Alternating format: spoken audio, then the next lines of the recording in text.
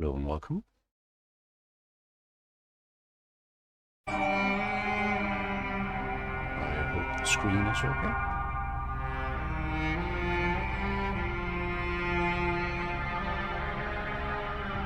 Picture and sound all good.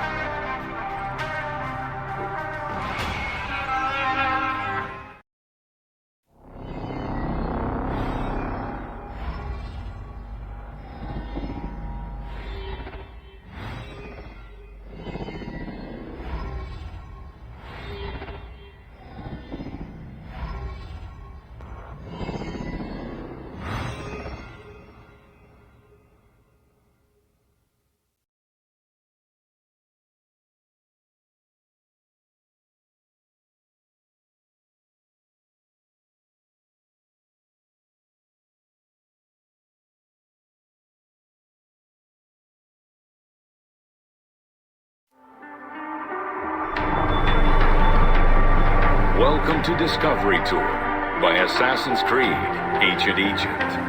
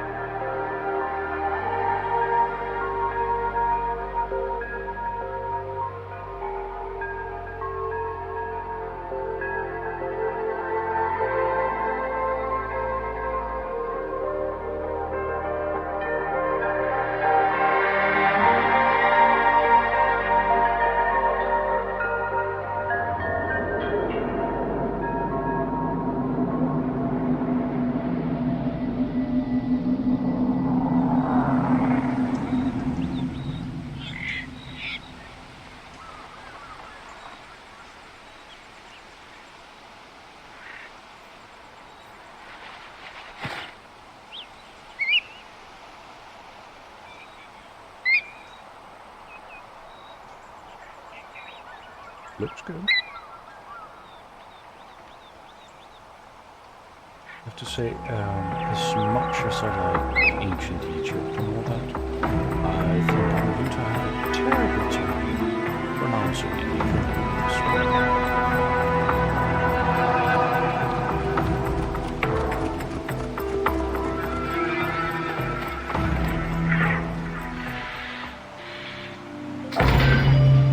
Welcome to Alexandria, planning of the city.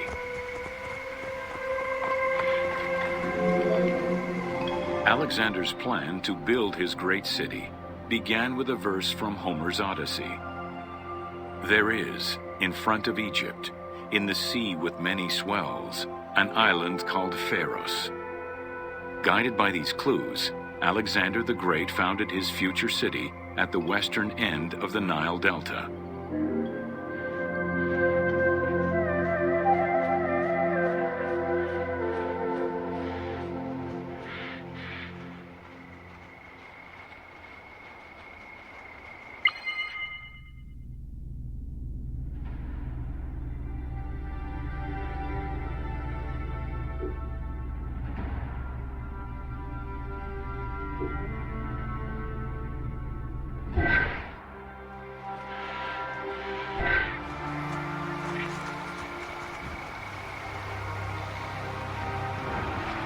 This is a bit different from the Valhalla Discovery Tour.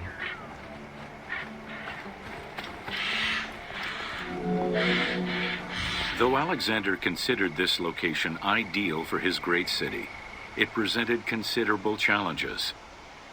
Too difficult to access during storms, the surrounding swamps threatened disease, and the limestone soil prevented the growth of healthy crops.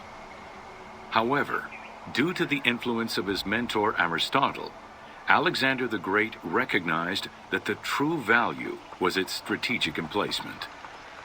Alexander knew that in controlling Pelusium to the east, Memphis to the south, and his crowning glory Alexandria to the west, he would create a triangular stronghold, allowing him to control the entire delta while giving him access to the Mediterranean.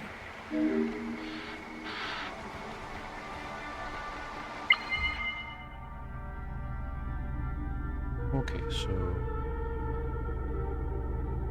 it's basically just the same as you just said. Not a whole lot of reading for me to do.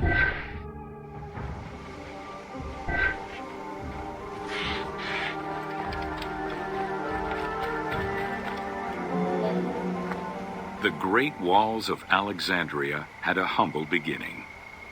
Lacking chalk to outline the future city's foundations, architects were forced to use flour instead. Clouds of migrating birds swept down and ate the flour, erasing the plans. This prompted Alexander to seek guidance from the oracles, who reassured him that his future city was destined to feed a large population.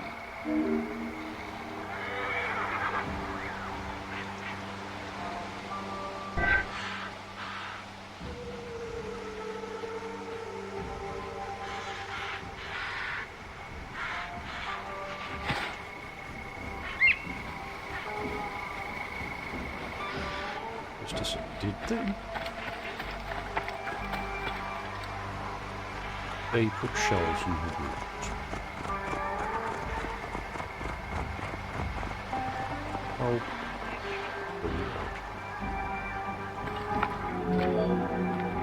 Excavations led by Mahmud Bey el-Falaki in the 19th century revealed that the wall enclosure measured approximately 5.2 kilometers in length and 2.2 kilometers in width. It was roughly 9 meters in height.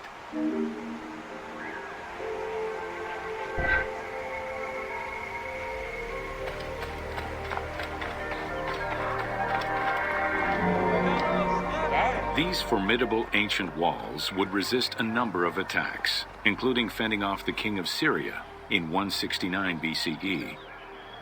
It wasn't until 295 CE that they eventually fell to Roman Emperor Diocletian, and this only after 8 months of relentless assault.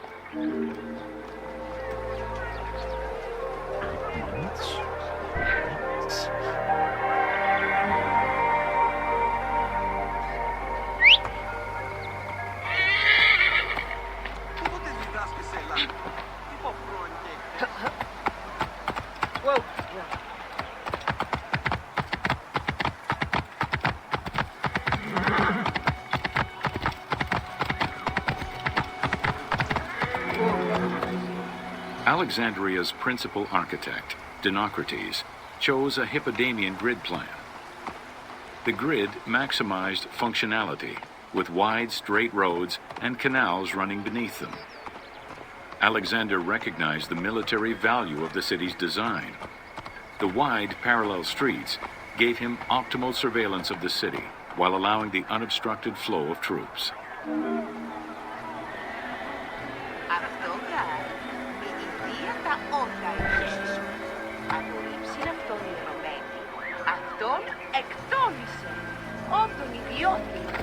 These roads are also extremely annoying if you're trying to sneak around town, trying to not attract the attention of the soldiers.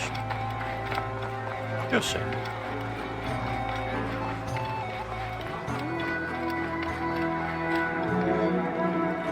A central corridor ran from the Mediterranean's north port down to Lake Mareotis to the south. This thoroughfare acted as an unobstructed link for commercial trade and travel between the two ports. Many of the streets were bordered with grand buildings and parks, including Canopic Street, with its impressive gate bordering the eastern end.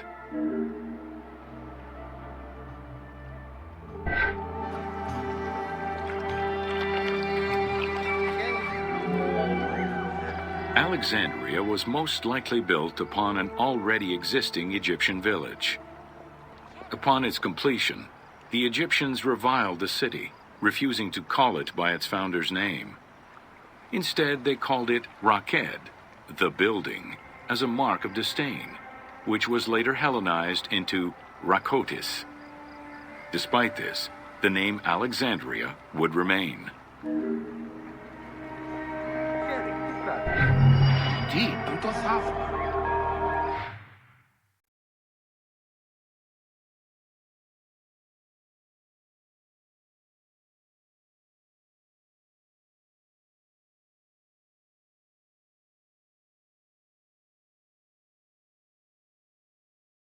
Let's...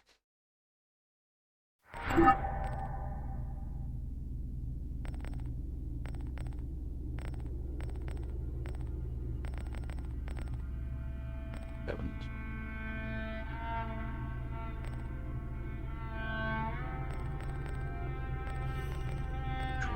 Choices.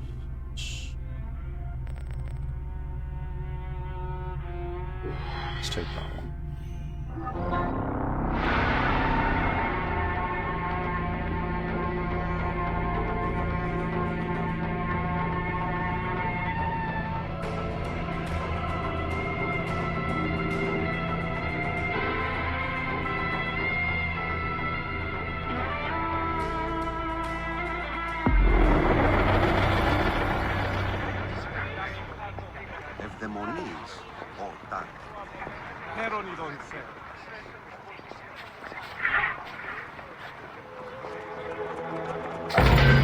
Welcome to Alexandria, a commercial hub. The ports of Alexandria were a major commercial hub, effectively connecting Egypt with the Mediterranean regions and beyond. A tremendous amount of materials and goods flowed through the city on a daily basis. The large port market was called the Emporion. It was there that merchandise was traded by the ship owners, called nakliros.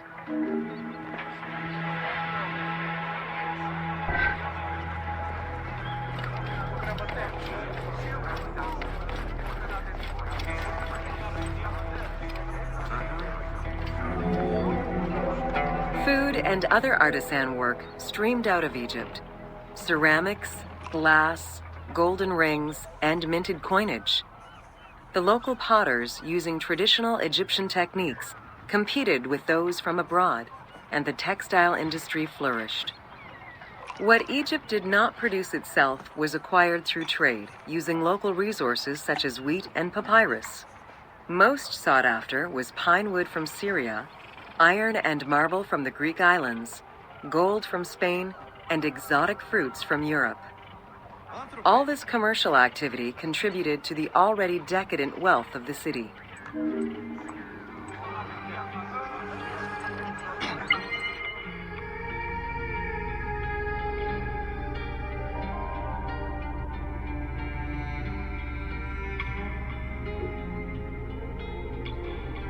Curtain sheets, various quantities for woven linen. 18th Dynasty, Metropolitan Museum of Art, New York.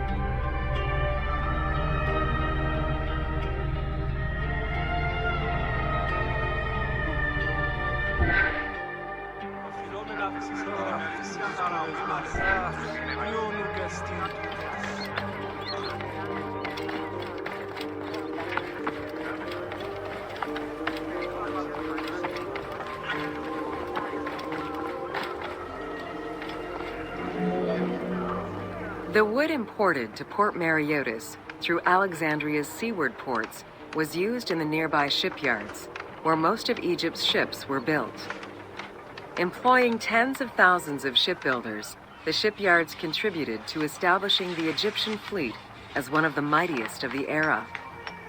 Any wood not used in shipbuilding was further disseminated through Egypt for various purposes.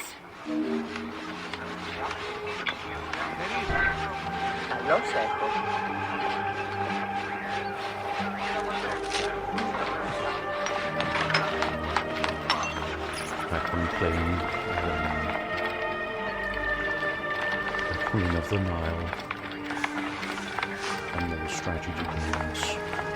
Getting hold of wood was always a nuisance.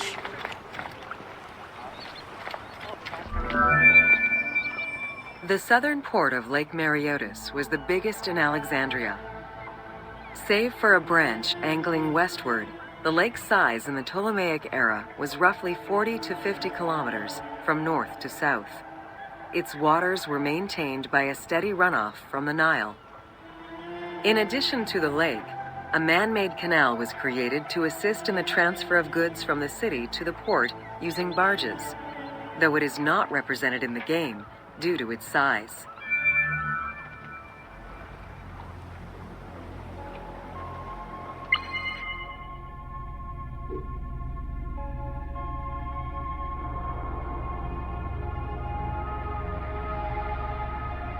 I can understand why.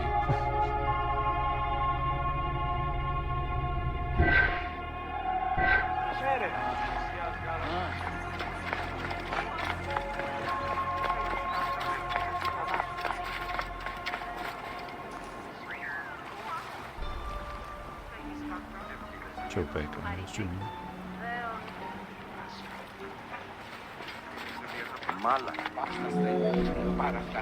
Banking was one of the most distinctive innovations brought by the Greeks to Egypt.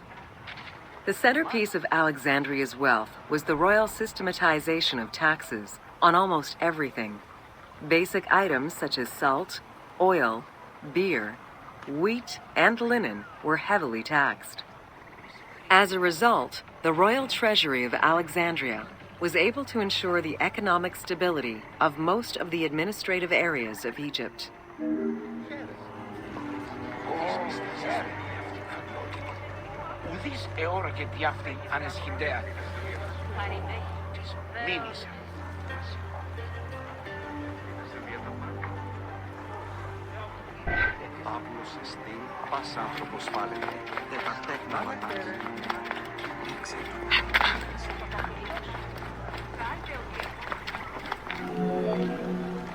By the late 12th century, the channel feeding the lake from the Nile silted up. Lake Meteoroscopian lost its connection to the Mediterranean, as well as most of its water, as the lake slowly evaporated to a fraction of its former size. In modern times, Lake Meteoroscopian is being kept alive through irrigation. However, only about 17% of its original size remains.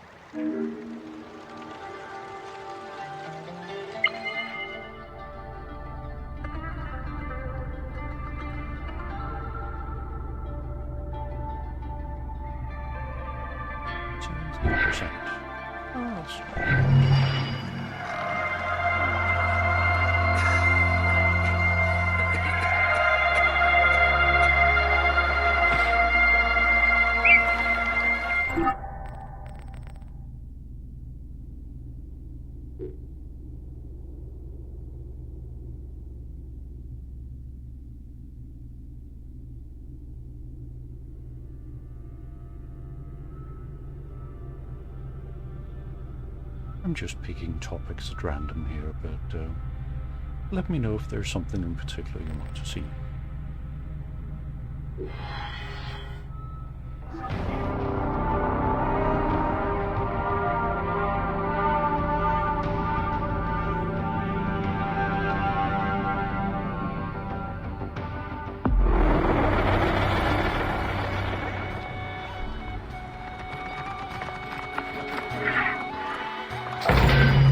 Welcome to Alexandria, City of Celebration.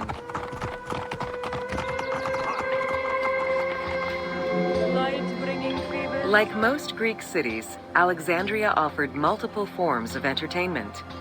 Most were related to cults, religious practices, and the festivities surrounding those practices. Among those festivities, the most important ones were the dynastic celebrations, instituted in honor of the deified Ptolemaic kings and queens. These celebrations could go on for many days and included sacrifices, offerings, processions, and public banquets.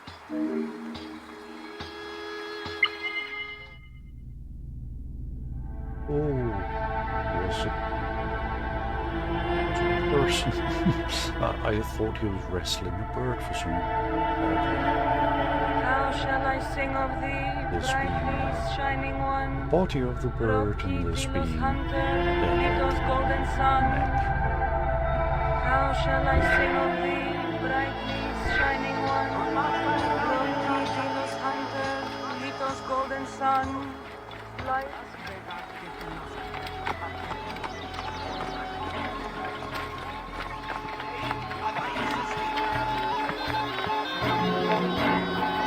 Games and competitions were organized whenever possible in locations such as the stadium, the Hippodrome, and the gymnasium. The residents of Alexandria favored such events where athletes, poets, and musicians from Egypt and other cities of the Greek world competed.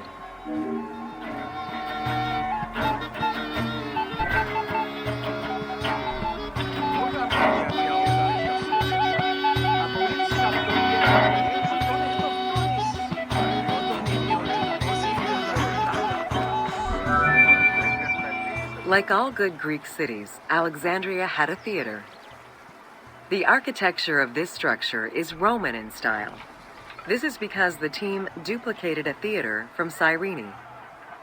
Roman theaters were usually semicircular and built from scratch on a flat area with structures designed to enhance oration.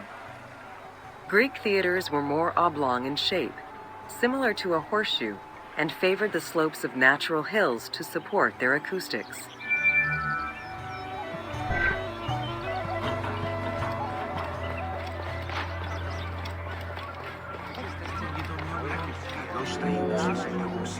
At the theater, one could witness the plays of contemporary comic and tragic authors. The play you are witnessing below is Menander's Dyskolos, more commonly known as the Grouch, a late and popular entry in the Greek comedies.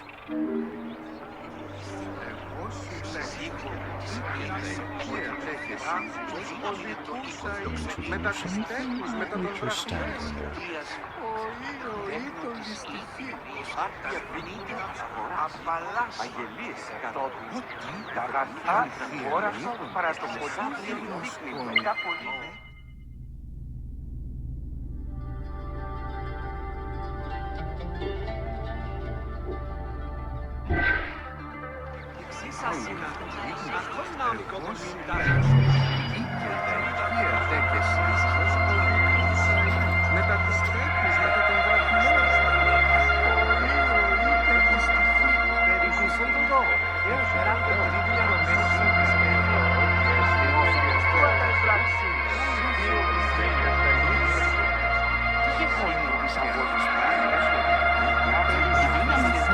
Quite close to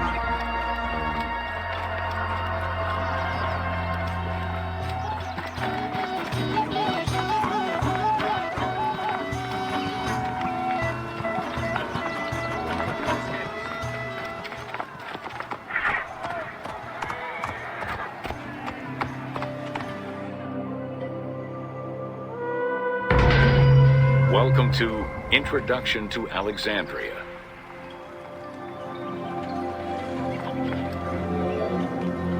After conquering Egypt in 331 BCE, Alexander the Great decided to build a new city, which, as per his habit, he named after himself.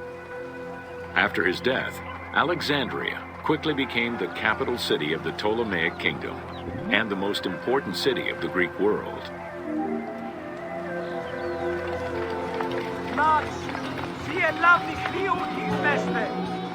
The city was built between the Mediterranean Sea and Lake Mareotis, which resulted in Alexandria becoming a crucial cultural hub and trading center.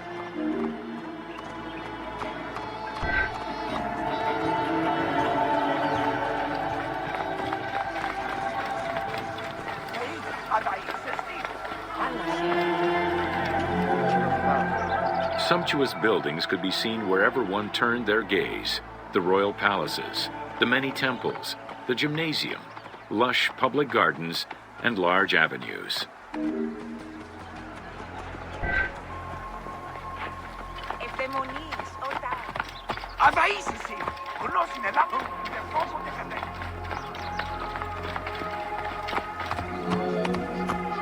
With its incomparable beauty and advantageous geographic location, Alexandria attracted foreigners, intellectuals, and traders. One of the most cosmopolitan cities of the ancient world, Alexandria supplanted even Athens as the most important Greek city in history.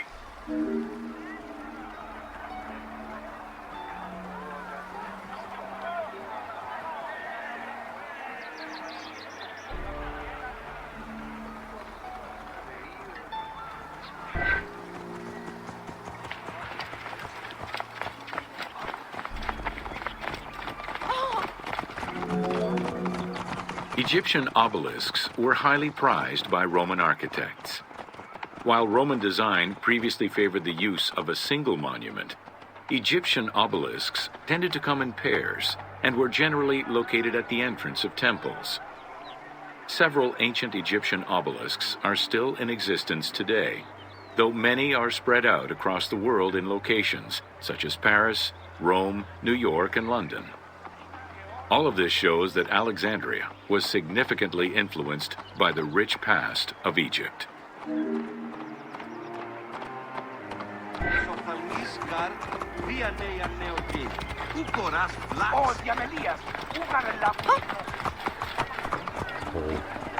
At all being spread out across locations. These are soldiers. Wasn't me. Anyways, it was back to the old joke about what feels British but isn't. The contents of the British Museum.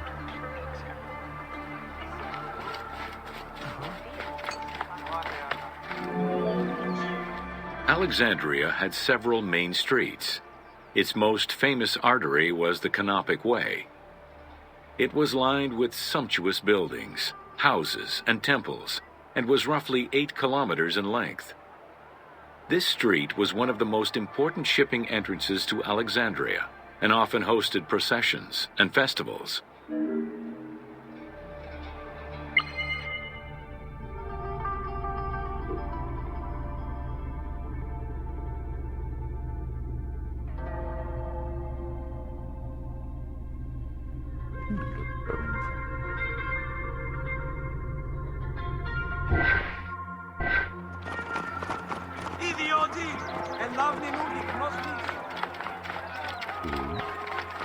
Someone immediate.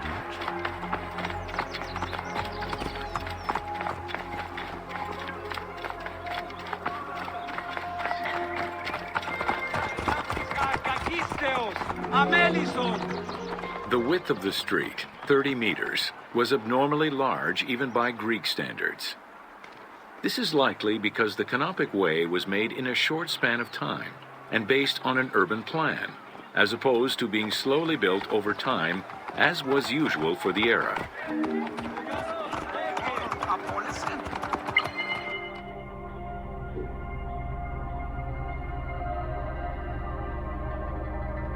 It is a very wide street.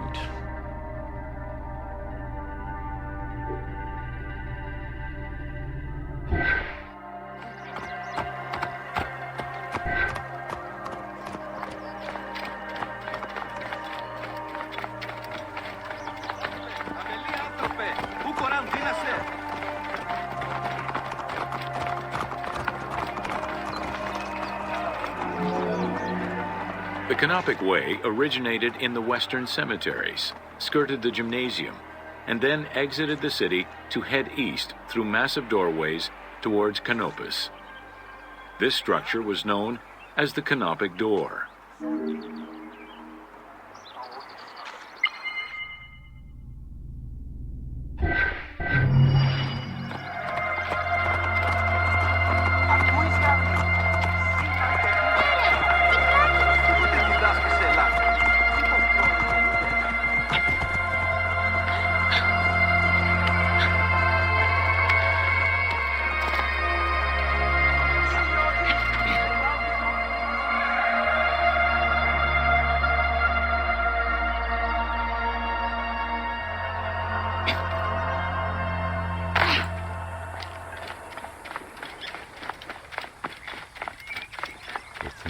get hurt.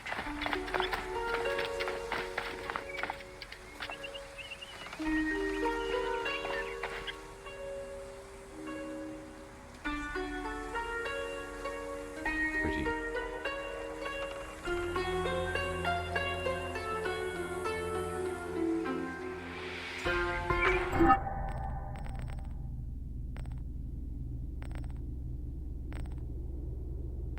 Let's hear about the Greek Pharaohs. Oops.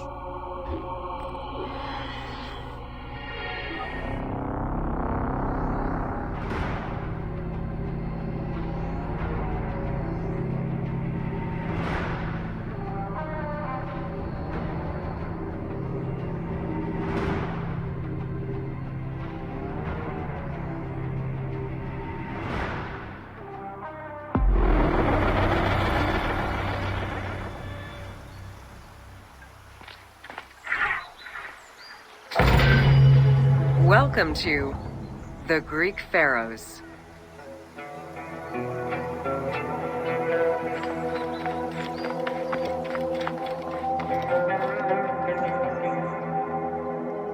Greek Pharaohs.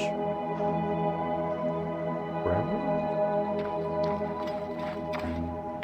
I didn't see why that didn't catch on.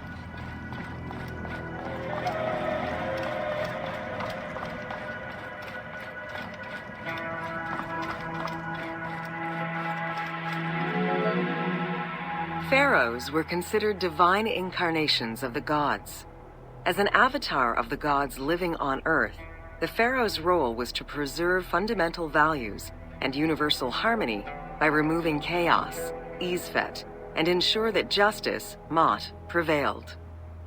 The pharaoh, by divine ancestry and through multiple offerings, was the bond that unites the world of men to the world of the gods and allows the maintenance of the cosmic order.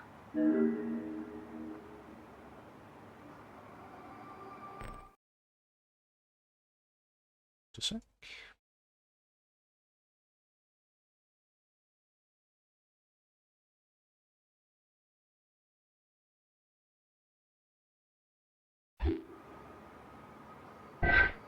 I'm back.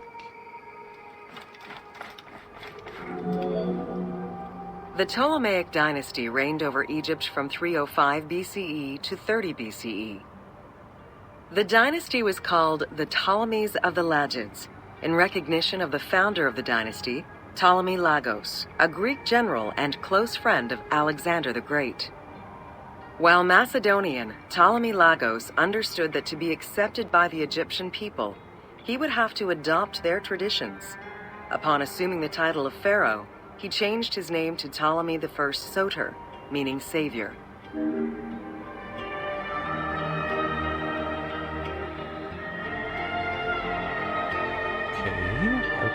I thought you actually pronounced the P. Of course, I've never had Greek, so I just guessed. But yeah, I've pronounced it Ptolemy and all that. Oh, well.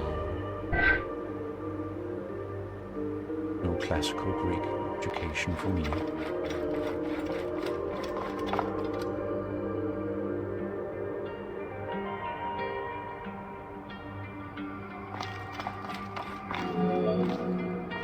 Born in 356 BCE, Alexander the Great went through a hasty education in the affairs of the kingdom before integrating into the Macedonian army, where he quickly rose through the ranks. After his father's assassination in 336 BCE, which some believed was orchestrated by Alexander himself, he became king of Macedonia. Ruler of a unified kingdom and leader of a large army, Alexander set his sights on conquest. Eager to reclaim the Greek cities of Asia Minor, he took on the Persian forces, earning victory after victory.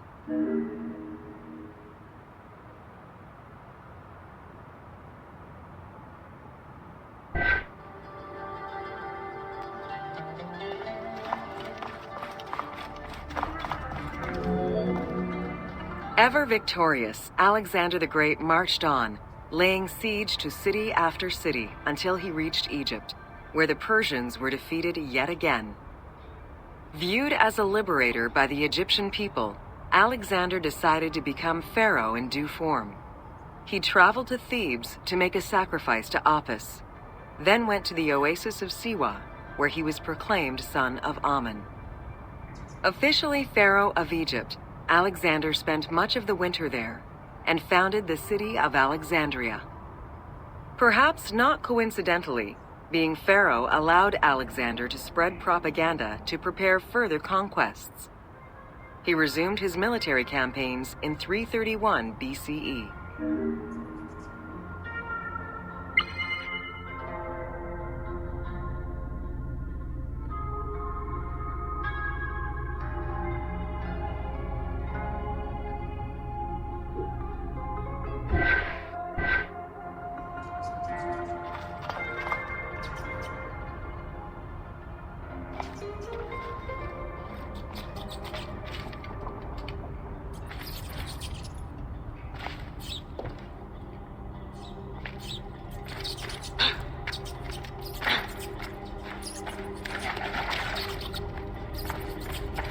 Yes, I'm debating from that.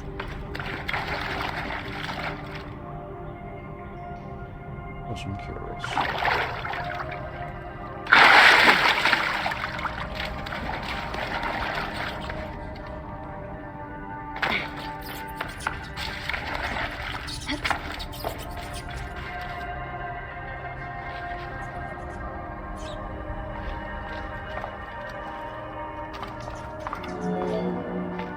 On his deathbed in 323 BCE, Alexander the Great gifted the satrapy of Egypt to Ptolemy Lagos. Perfectly aware of the value of Egypt, Ptolemy ensured not only the stability of the country's borders, but also its economic and military development. At the same time, he worked with the Egyptian elite to maintain the internal order of the country. By 305 BCE, Ptolemy, well respected both in Egypt and in the Mediterranean, was at the head of the largest fleet of the Hellenistic world. Ptolemy officially took the title of Pharaoh of Egypt in January 304 BCE, on the anniversary of Alexander the Great's death.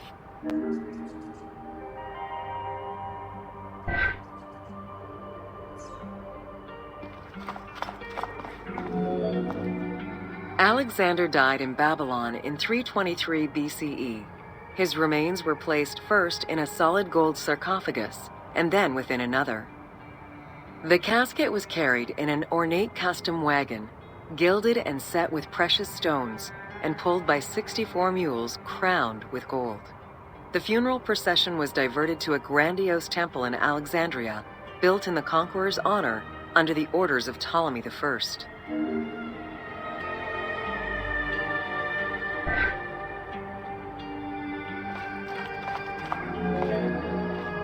Julius Caesar visited Alexander's tomb at the capture of Alexandria, and the Roman Emperor Augustus reportedly placed flowers there. However, though many powerful leaders claim to have visited it, the tomb's location has gone missing from history. Some accounts do state that the golden coffin was replaced by a glass sarcophagus, probably by Ptolemy X. It is also implied that Cleopatra may have plundered the tomb in a time of financial crisis.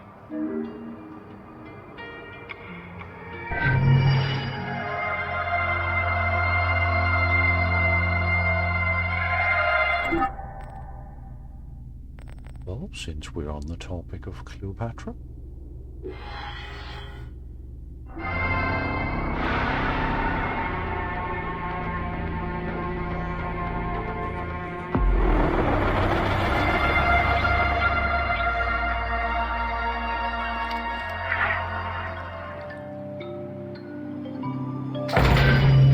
welcome to Cleopatra, Queen of Egypt.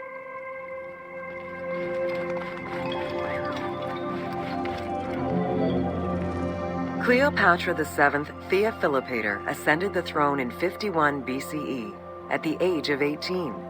Though her early attempts to maintain power were often challenged, she eventually prevailed and became the sole ruler of Egypt. According to Plutarch, she was the only Ptolemaic pharaoh to speak the Egyptian language, Her intelligence, coupled with a good education and a great political mind, allowed her to make the alliances necessary to maintain the independence of Egypt while Rome was becoming a Mediterranean empire.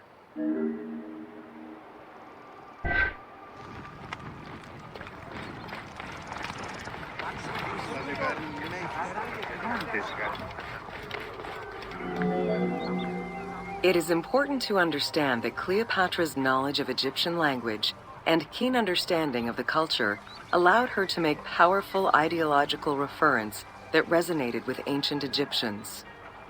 By associating herself with the goddess Isis, the divine mother, great of magic, and repository of divine essence, Cleopatra firmly established herself as the protector of the two lands and legitimized her place on the throne. Let's have a look at that statue.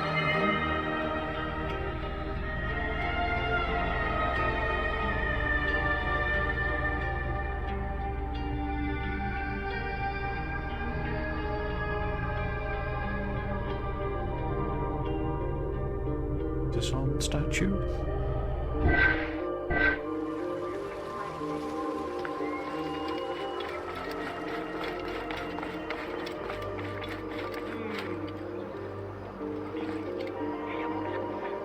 I know this is educational and all, but why? Why did they put shells on the statue's boots? Come on.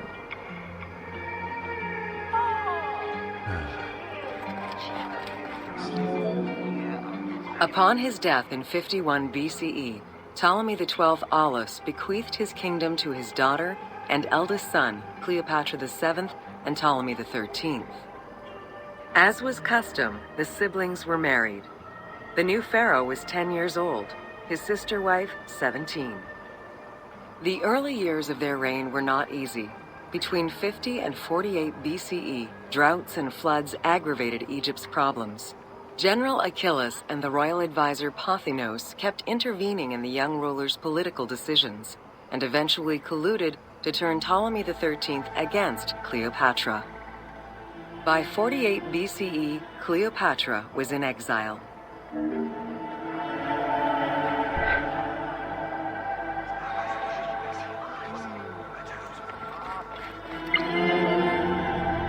During Cleopatra's exile, the Roman Empire was not without its own internal conflict. Caesar and Pompey were at war with one another, and after his defeat in 48 BCE, Pompey fled to Alexandria in the hope of finding refuge. This turned out to be an unwise decision. Listening to his advisors, Ptolemy XIII elected to have Pompey assassinated, his head kept as a gift, in the hopes of acquiring Caesar's favor. This gambit backfired. Instead of earning approval, the murder of a Roman greatly angered Caesar.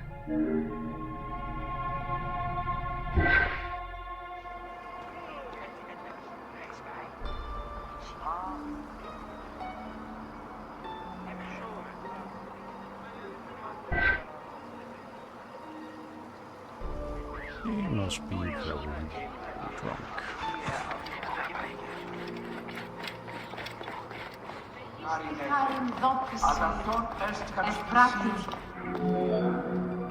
Cleopatra, aware of Caesar's anger against Ptolemy for the murder of Pompey, decided to take advantage of the situation. She returned to Egypt in secret, hoping to establish an alliance with one of the most powerful men of the time. Outside of the legend, where she had herself smuggled into his quarters in a carpet, what exactly happened during that fateful meeting remains a mystery. However, Caesar seemed to see a better ruler for Egypt in Cleopatra than in her young and too easily influenced brother. Invoking Ptolemy XII's will, Caesar attempted to mediate peace between the siblings.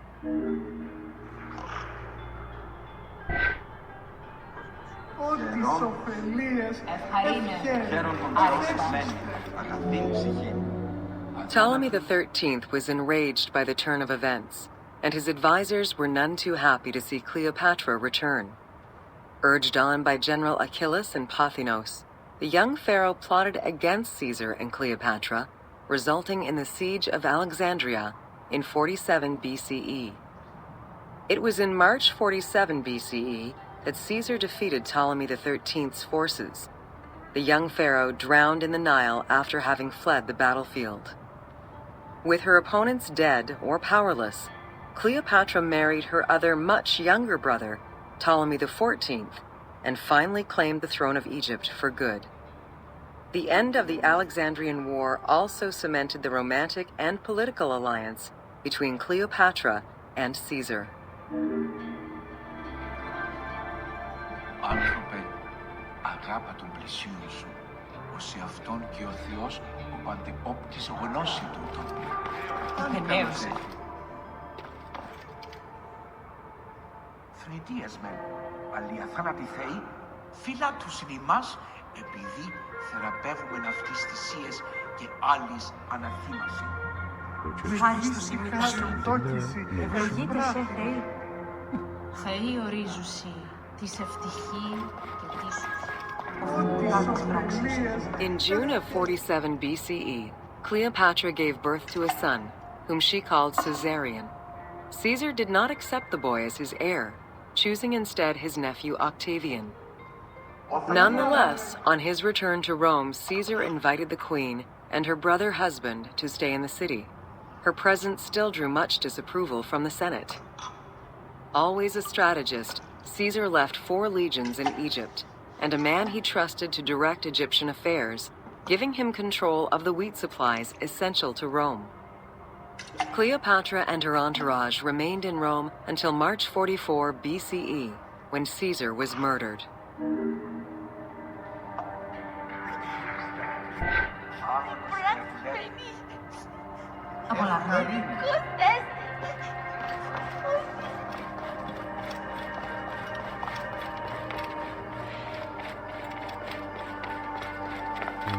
Might have been a mistake to name the song Greek sport.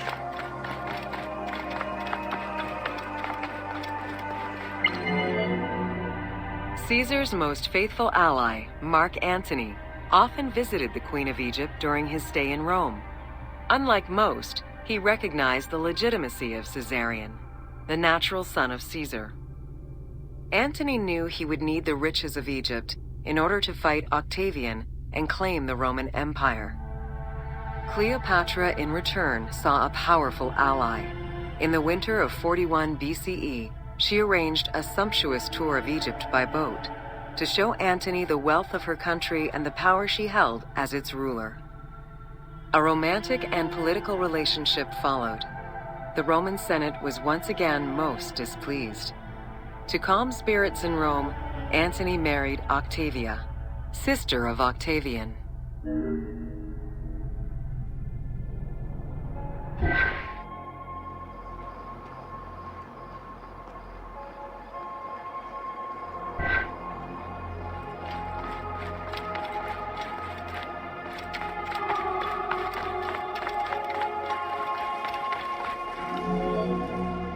Despite his marriage to Octavia, Antony remained Cleopatra's lover, and she gave birth to their children.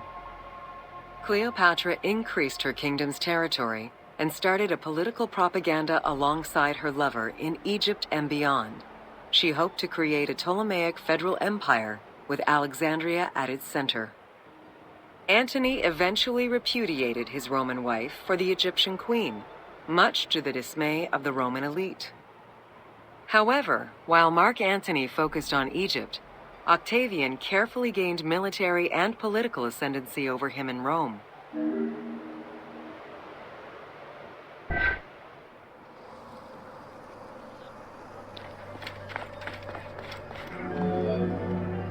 Octavian managed his own propaganda campaign and succeeded. The Roman people hated Mark Antony and Cleopatra.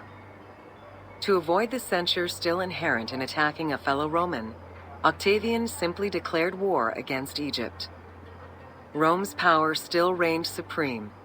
The powerful Egyptian fleet, led by Cleopatra as well as Mark Antony's forces, were defeated in 31 BCE in Actium.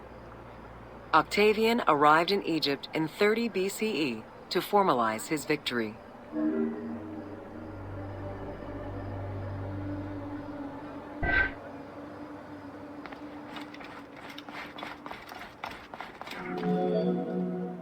The following events remain difficult to confirm due to the many versions and legends around them. It is believed that after hearing a rumor about Cleopatra's suicide, Mark Antony committed suicide himself. He was brought to the queen as he slowly passed away. Knowing that Octavian would have her chained and paraded through Rome in defeat, Cleopatra planned her own suicide. She most likely killed herself with arsenic, though admittedly the version where she uses an asp to deliver a fatal bite may be considered more dramatic. What happened to the body of Cleopatra is still a mystery.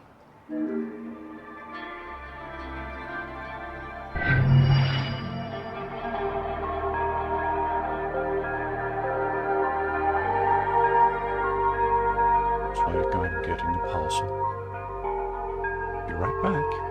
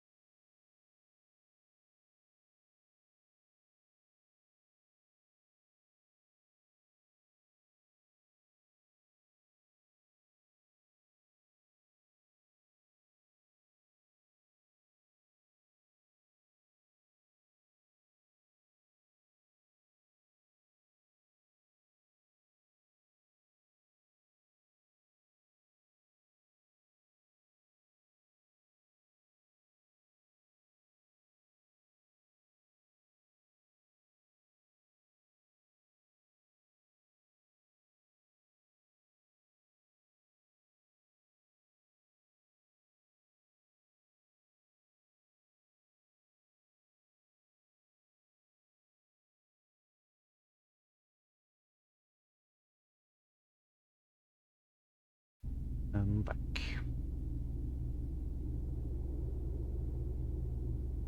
It wasn't puzzle. It was boring. There was one.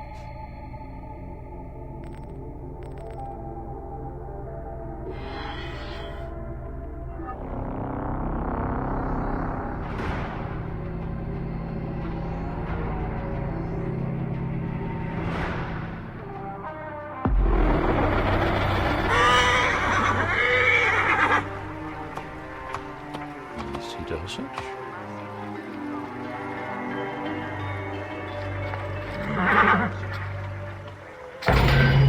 Welcome to the Siege of Alexandria.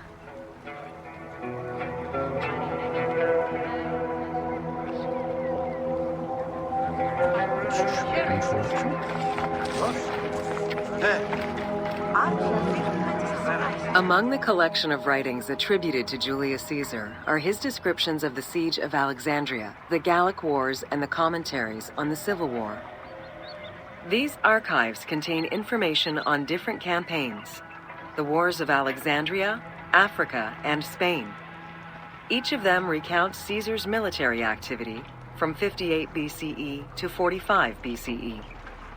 Though Caesar's documents remain a main source of information, it's important to note that the perspective is limited. It is necessary for other historical documents to be taken into consideration to provide a better understanding of events.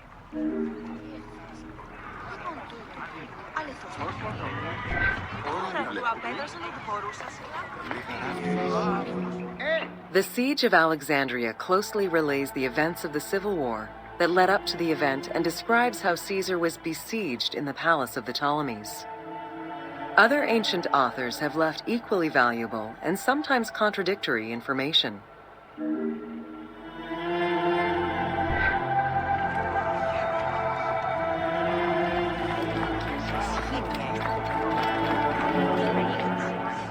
In the events leading up to the Siege of Alexandria, Cleopatra VII and her brother were fighting over control of Egypt. Young King Ptolemy XIII's regent, Pothinus, had firm control over the young pharaoh, and an outmaneuvered Cleopatra soon went into hiding. This set the stage for Pompey's arrival in Alexandria. Having lost his battle against Caesar in 48 BCE, the Roman general turned to his allies, the Egyptians, for safe harbor.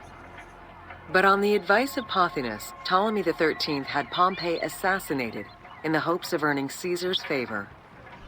This would turn out to be a most unfortunate decision.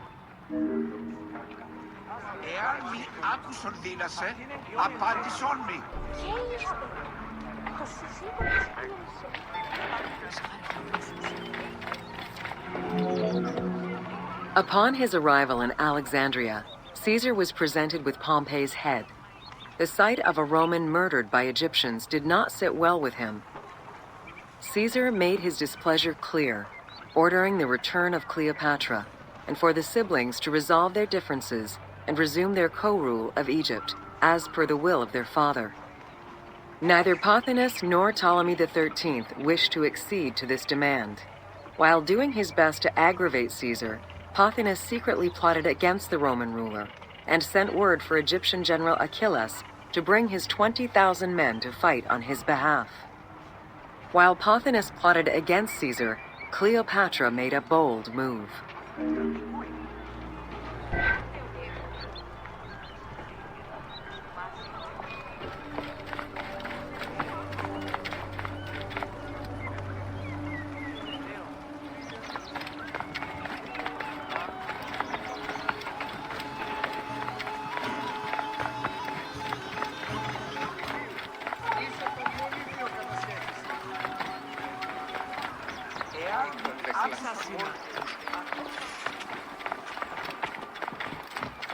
Πότε διδάσκεσαι Ελλάδη, τι πω πρώην και εχθές.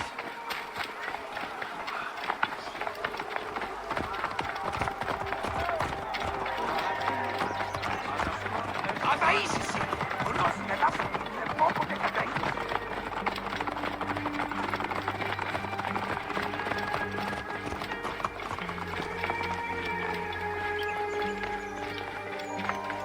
A healthy mountain jog? No. Accepted.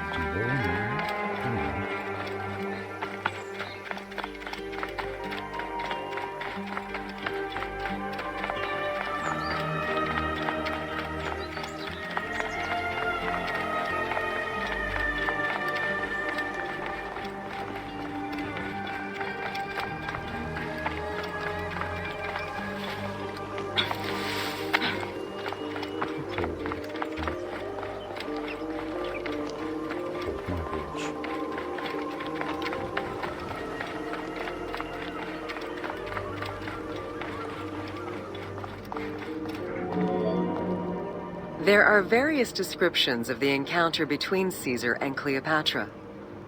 One report states that she snuck into the palace alone at night. Another account claims she was accompanied by an ally and was brought inside the palace wrapped in a carpet bag. Though exactly what happened at this fateful meeting is up for debate, what is known is that Cleopatra met with Caesar and earned his approval. Pothinus and Ptolemy XIII were most vexed with this turn of events. Vexed. It's been a while.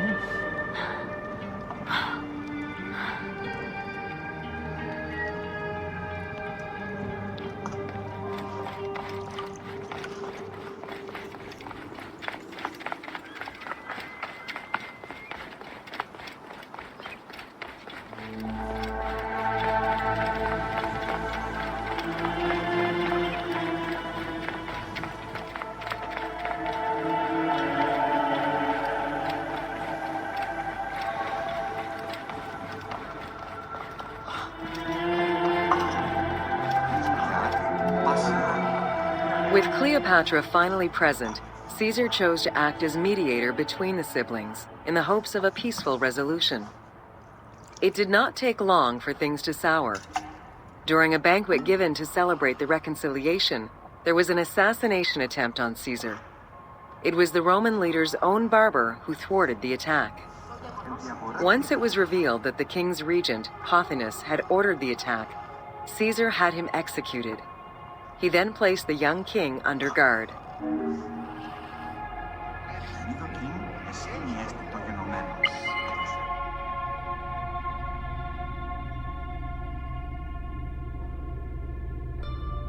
Now I want to know how the barber ordered the attack and what kind of attack it was.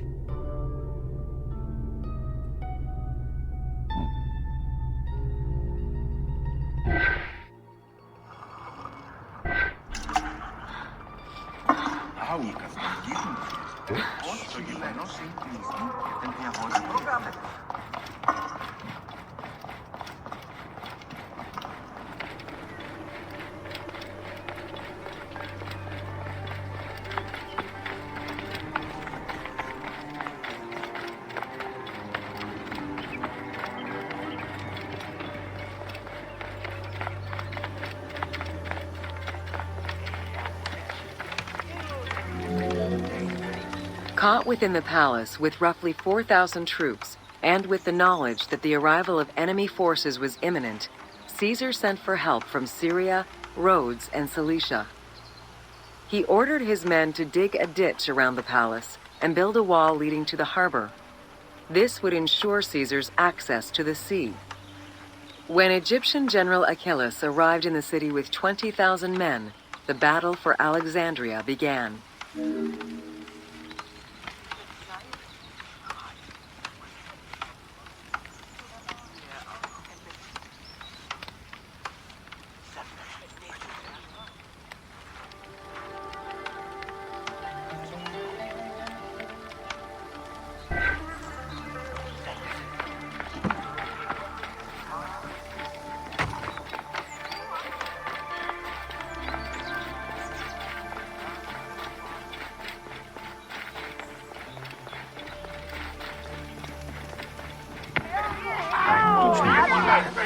With so few men at his disposal, Caesar could not risk a battle just yet. He sent ambassadors to Achilles in the name of Ptolemy to propose a truce. Knowing that the orders did not come from the young king, and angered by the pharaoh's imprisonment, Achilles had the messengers assassinated. With Caesar confined within the palace, Achilles positioned his troops around the city. Skirmishes broke out throughout the streets of Alexandria and went on for several days and nights. Though they were outnumbered, Caesar's men were able to hold the enemy back. This prompted Achilles' next move: capture the Roman fleet stationed in the harbor.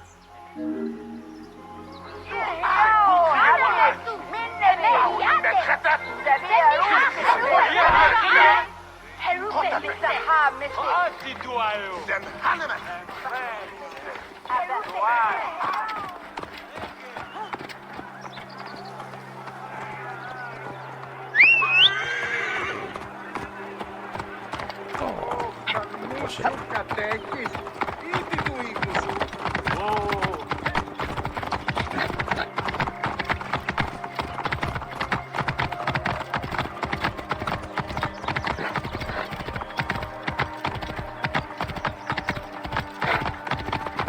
Αμελής εσύ. Πού πελάτες.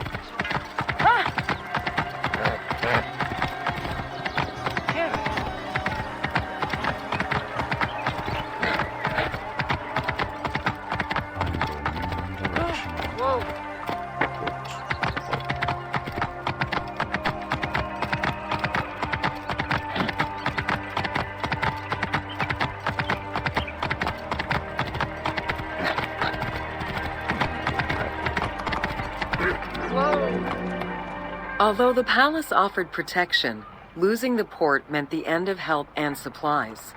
Caesar knew he had to protect the fleet. While he and his troops succeeded in regaining control of the port, he knew it would be impossible to sustain. Caesar ordered the burning of the ships.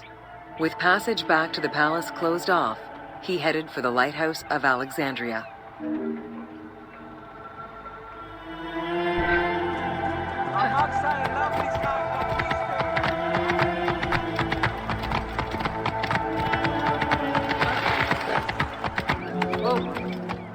Fighting their way through the Egyptian troops, Caesar and his men eventually reached Ferris Island. There, they took refuge within the lighthouse. With easy access to the open sea, Caesar was able to send messages to his allies requesting reinforcements and more supplies. The island fort also allowed him to control access to the harbor by relying on the chains used by the Egyptians to control ship traffic to and from Alexandria's docks.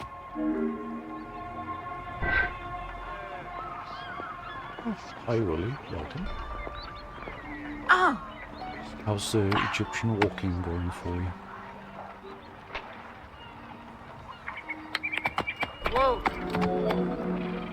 The exact chronology of events during the war in Alexandria remain imprecise.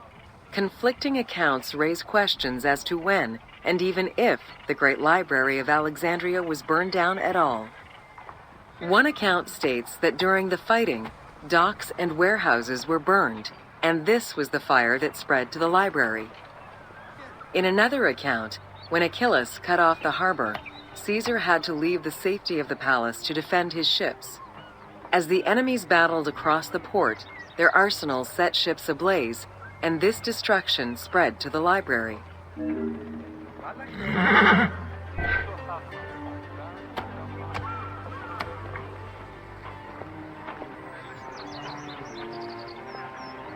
I had no idea, really. In Danish, it's just called Fyrtårn. Basically, light tower or fire tower.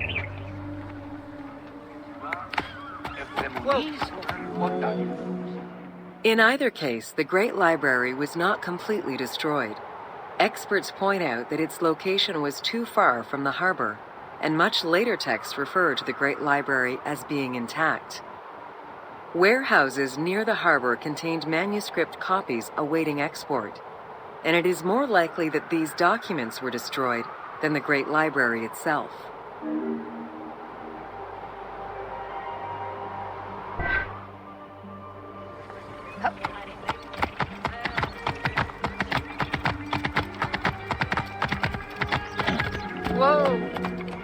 The destruction of the Great Library may have been due to a number of fires over the ages.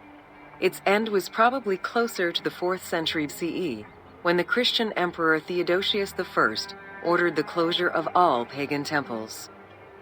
While some documents survived after being moved away, it remains unclear just what knowledge may have been lost.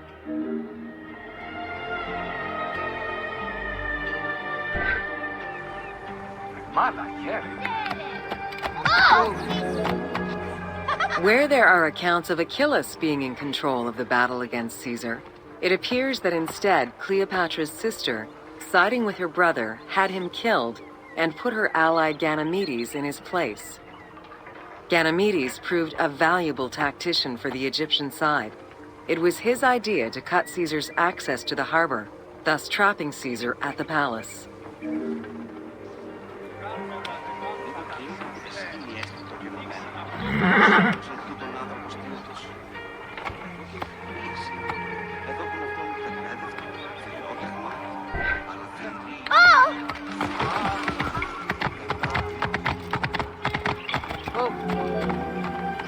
During the time of Ptolemy I, canals had been dug throughout Alexandria to provide fresh water. Ganymedes had his men take control of these canals. After isolating their own water supply, he had his men pour salt water into the canals and cisterns that led to Caesar's camp.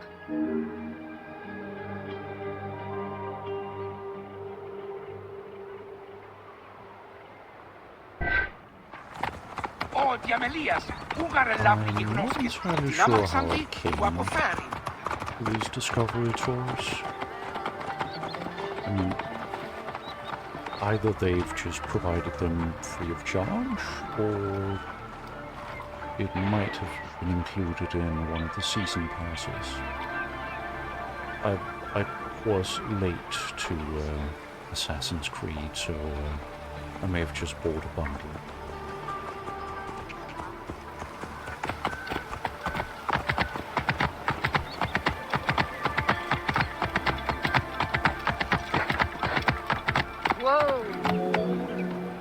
Panic erupted in Caesar's men. They wouldn't last long without fresh water. Recognizing that the porous limestone could help them, Caesar and his men dug wells to restore their water supply. Days later, the 37th Legion, comprised of Pompey's soldiers, arrived by ship.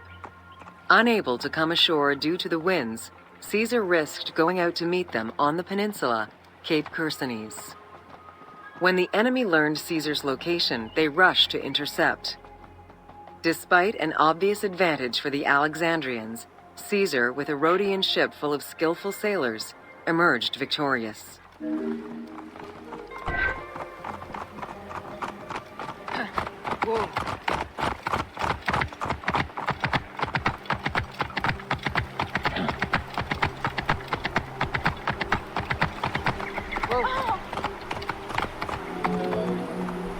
With help from the Allied ships, Caesar's victory enabled him to push the Egyptians back and secure the lighthouse.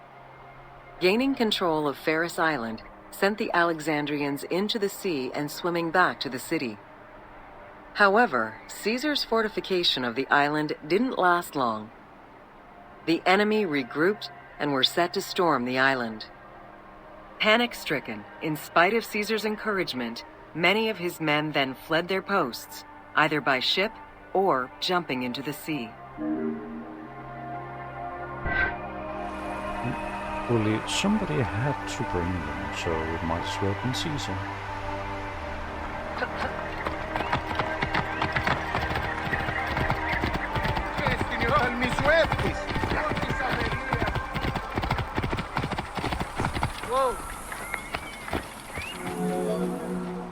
Caesar attempted to retreat, but Port Eunostos' harbor was overrun with enemy ships, preventing escape.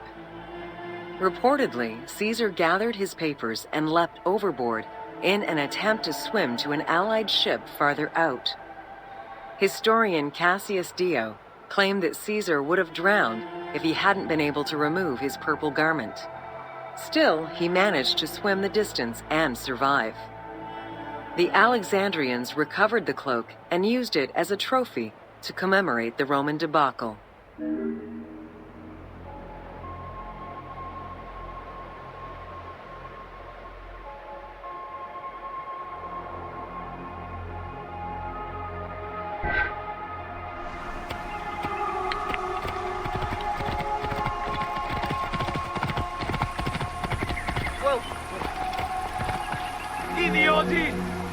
Unhappy with Ganymedes and wanting their king restored, the Alexandrians approached Caesar with a compromise. Caesar agreed to release Ptolemy XIII after entreating him to spare the kingdom and remain loyal to Rome. Once freed, however, the king defied the agreement and continued the war.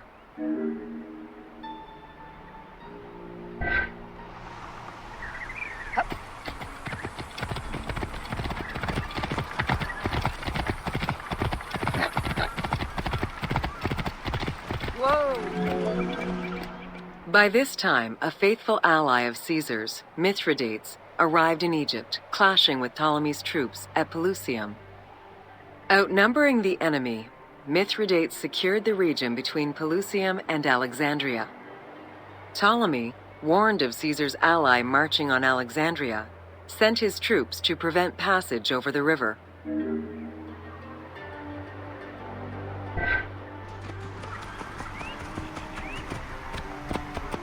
Lads, see a lovely field here, Neste. Well, that could be an interesting game.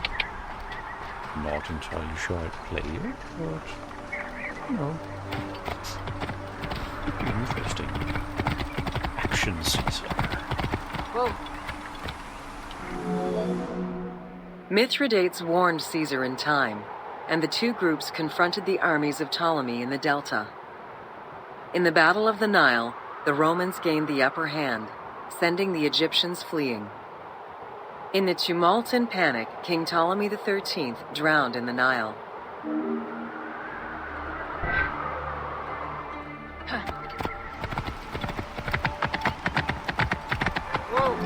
King of Denial. After the siege ended, Cleopatra VII married her younger brother, Ptolemy XIV, enabling her to reign over Egypt until 30 BCE.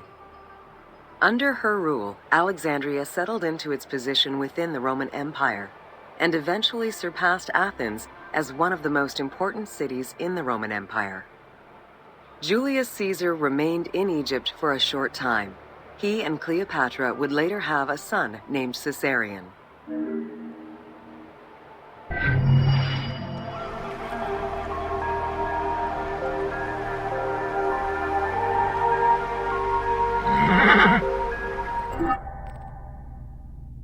Right. The next one. About some education. Then we can have a look at the Great Library afterwards.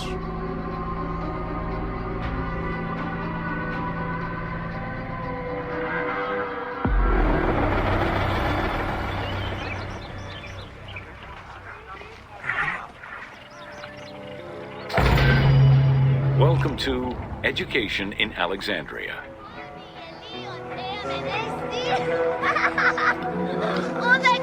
The education of young Alexandrians did not differ from the one generally dispensed elsewhere in ancient Greece.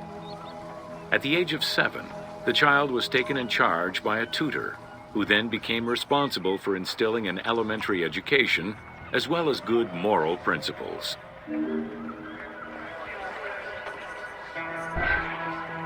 Also, it sounds like a cesarean, a C-section. I wonder how much a parent would have to hate their child going to name something like that.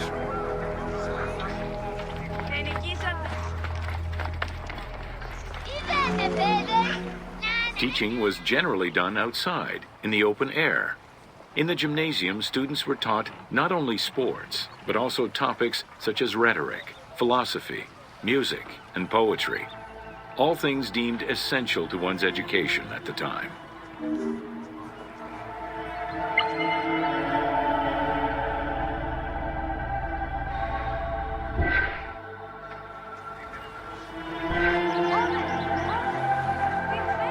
I think that would be a great example of things not naming children. Here, both girls and boys are shown attending a class given by one of the rhetoricians of the era. The team made the choice to show both genders attending class within the context of the game world. Even though it is historically inaccurate, the team felt it was not necessary to prioritize historical sexism over inclusive gameplay.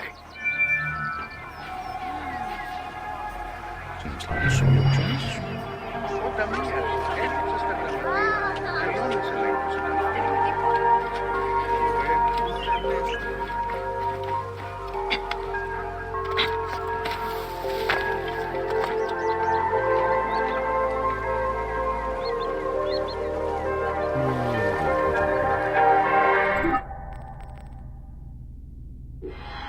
Library of Alexandria.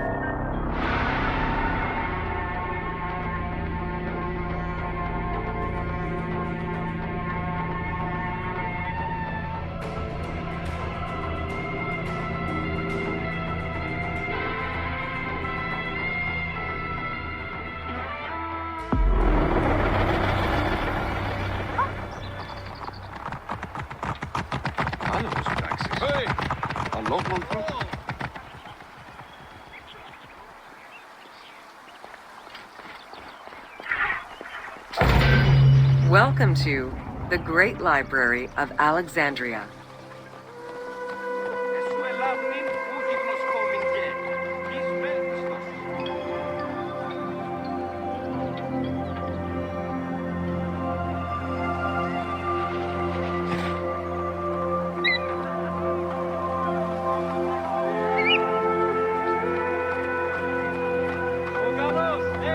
Yeah, true. But we suggest to mix them. Near the district of royal palaces and within the Moseon was the most famous library of all antiquity. The Library of Alexandria was built to house all of human knowledge. At its pinnacle, the library was believed to contain over 700,000 parchments.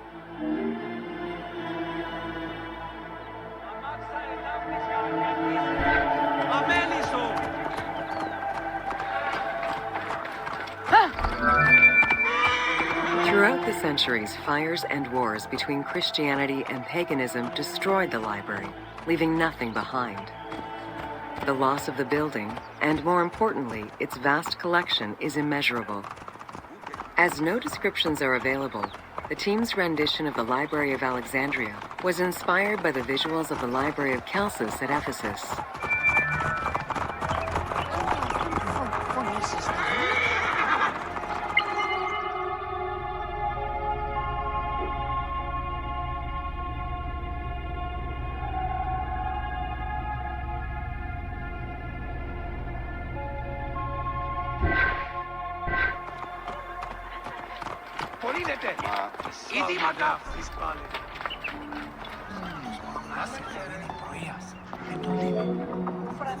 While much of the collection was purchased at the government's expense, the library also obtained books through other means.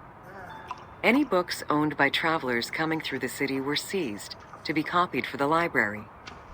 The copy would then be returned to the owner, and the original entered into the library's collection.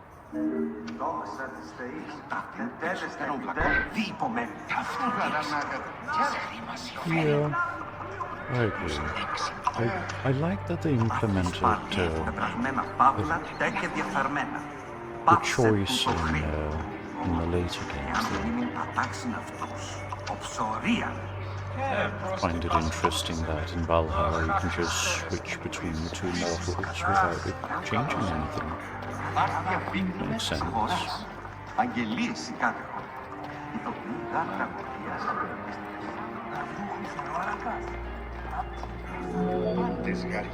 Alexandria offered unrivaled intellectual and cultural attractions.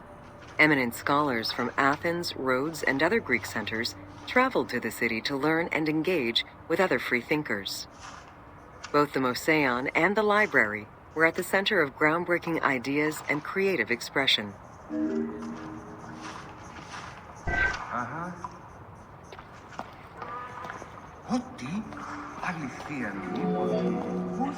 The great minds of antiquity were usually well versed in many disciplines, which were often associated to specific schools of thought. The Peripatetics, the Stoics, and the Cynics were among the most well-known schools of the time. It is clear that Alexandria lived up to its fundamental role as a city for intellectuals, nurturing many great minds whose impact reverberates through our modern world.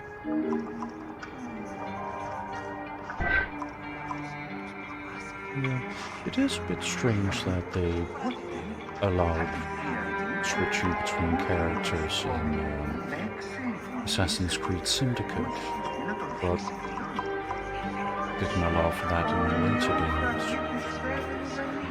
But better late than never. φεύγει από την πατά, πάση ώρα. Σφάλμα δεν κάνουμε κατάσταση Hypatia of Alexandria was a Greek mathematician, philosopher, astronomer, and inventor. Though born in Greece, she eventually migrated to Alexandria, like many great minds of the time. It is there that she became the head of the Neoplatonist school of Alexandria. From most accounts, she was highly respected by her fellow Alexandrians, both as a teacher and a philosopher. With her death, the age of great ancient scientific discoveries came to an end.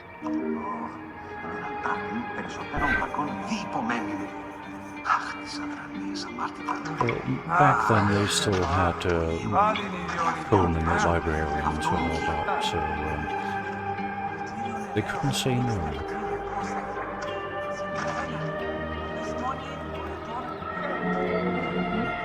Telemachus was born in Cyrene and educated in Athens.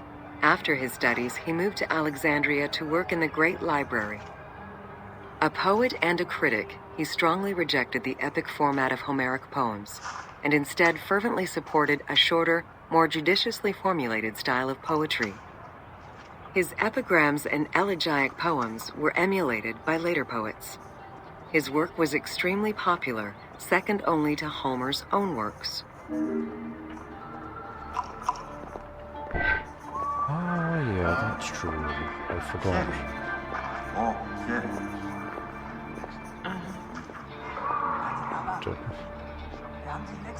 Usually, as soon as I got out of those stories, I would swap back to the proper signal.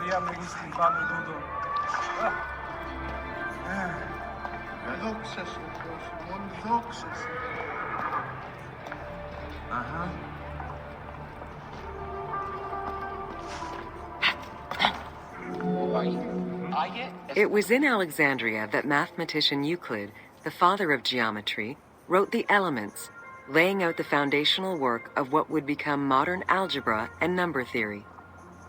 Euclidean geometry would become one of the most influential systems in the evolution of mathematics.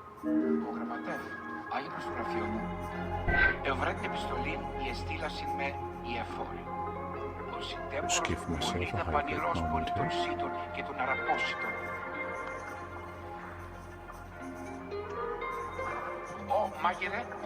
There's no hydrate command, by the way, so don't worry about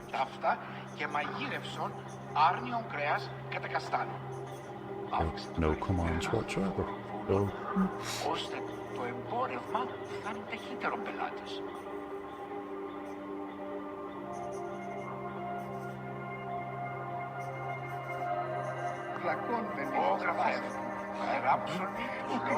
why does it look like Pope that thing over there?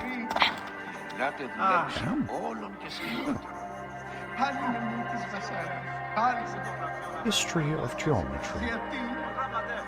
One must be versed in Poseidon's geography as well as Eumedes' arithmetics and geography.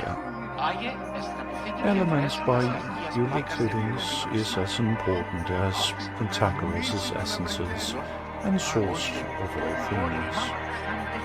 Finally, by reckoning these on the equilibrium of planes would be the best addition of knowledge to Plato's teachings.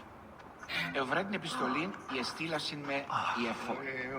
the start of the stream, I did mention that I would butcher most of the names, but there's your proof. How do you calculate the circumference of the Earth?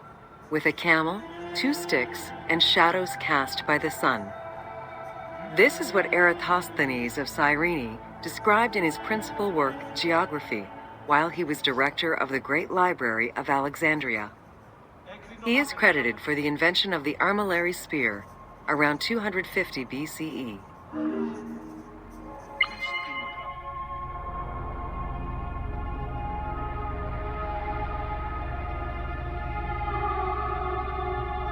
How do you calculate the circumference of the Earth?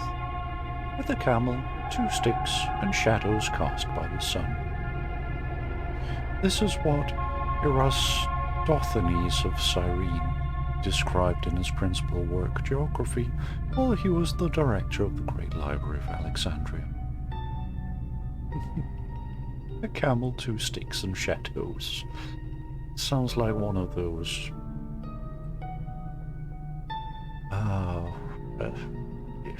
I forgot. It's genre of Danish movies called Olsenbanden, or the Olsen Gang, where they would commit crimes using very strange things like, a Lego cart, a cheese sandwich, and the score to a certain play.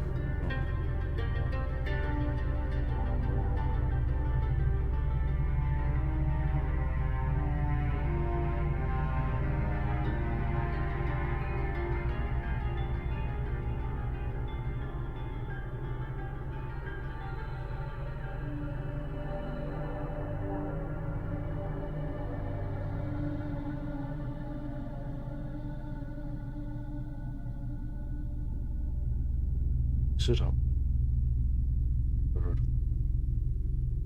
I'll just make a quick note of.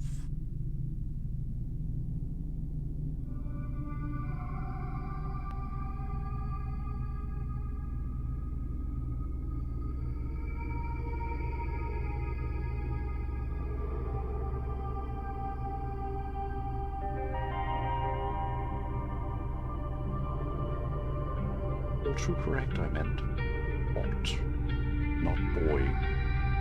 Mix it up, boy.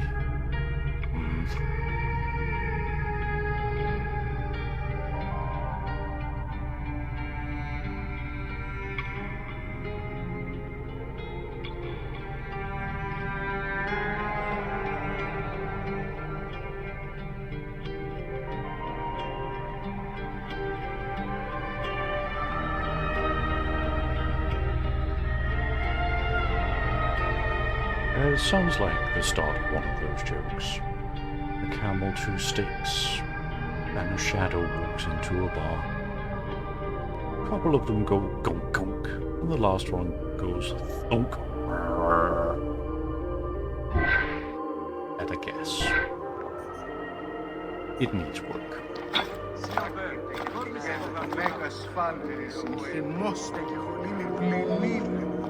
The earliest known and most complete armillary sphere of antiquity was the Meteoroscopian of Alexandria, with an imposing 9 rings compared to the 3 or 4 of most other astrolabes.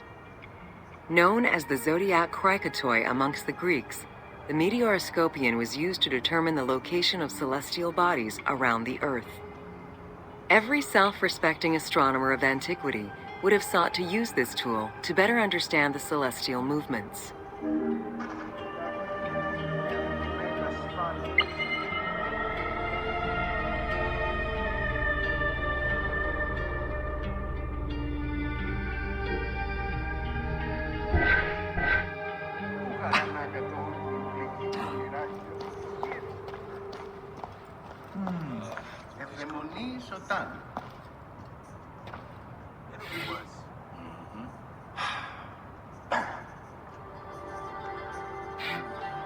I wonder if you can climb it. Doesn't look like it. Or would probably be disrespectful anyway. Pythagoras of Samos was a well-known and respected philosopher and mathematician. He is best known for the Pythagorean theorem. However, there is proof that the theorem existed in Babylonia and India long before Pythagoras was born, casting some doubts as to who exactly originated the theorem.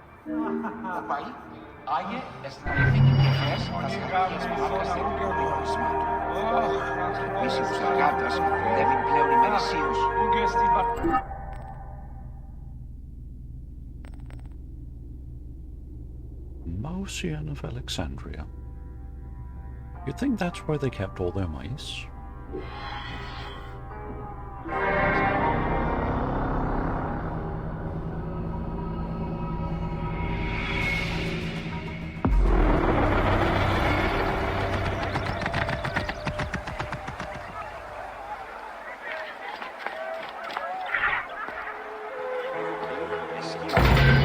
Welcome to the Moseon of Alexandria.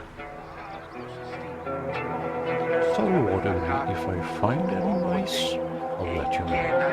It can only happen.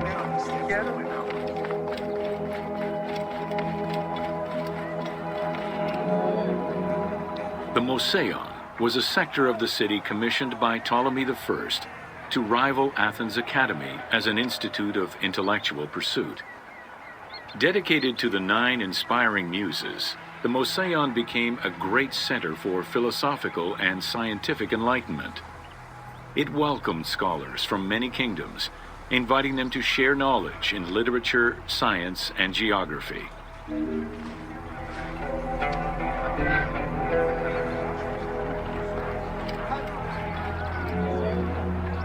The Moseon was designed so that its buildings and grounds would accommodate free thinking, debate, and presentation. Meeting spaces and theaters surrounded a main courtyard. Expansive gardens were filled with exotic plants that aided in the study and supply of herbs and medicines. A zoo offered the study of animal behavior and physiology. Also among the Moseon's many star attractions was its astronomical observatory. I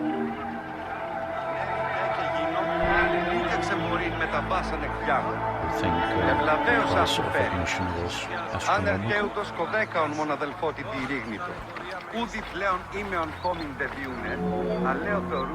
Herophilus was a physician who lived most of his life in Alexandria. He was able to perform the dissection of human cadavers on a large scale, due to the permissiveness of the city in such matters. Among many other discoveries, he learned that the brain was central to the human nervous system. He also extensively mapped the blood system and measured the pulse with the aid of a water clock. It is reported that in his thirst to understand human anatomy, he performed 600 vivisections on live prisoners.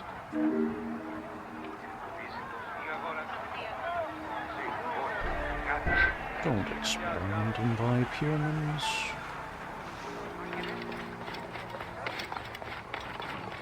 Especially not vivisections. In order to be free to pursue their research, scholars were fed and housed at the Moseon at the government's expense. This freedom provided Alexandria's scholars a meeting space for intellectual pursuits and a haven for spiritual peace. Though nothing remains of the original Moseon, it lives on as the legacy of our modern museums.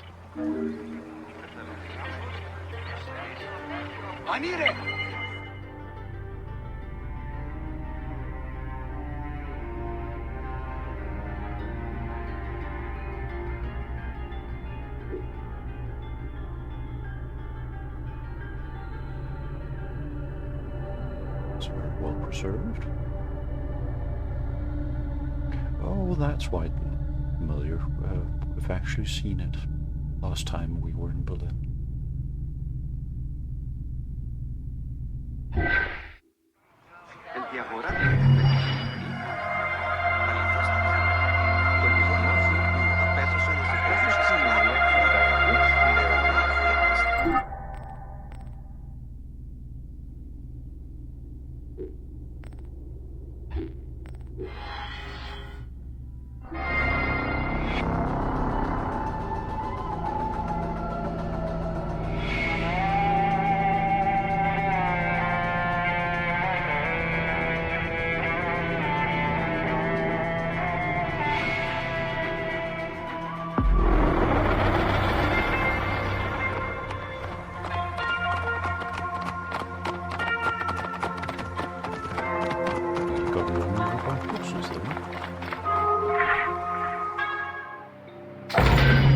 Welcome to the Seraphian of Alexandria.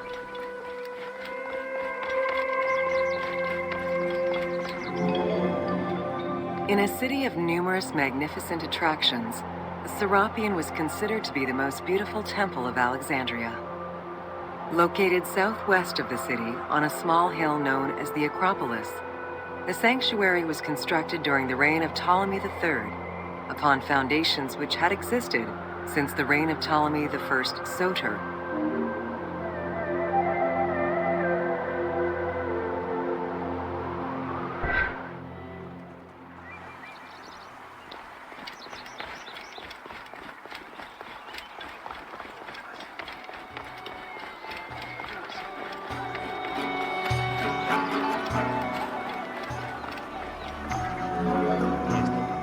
Visitors of the Seraphian climbed 100 steps to reach the courtyard.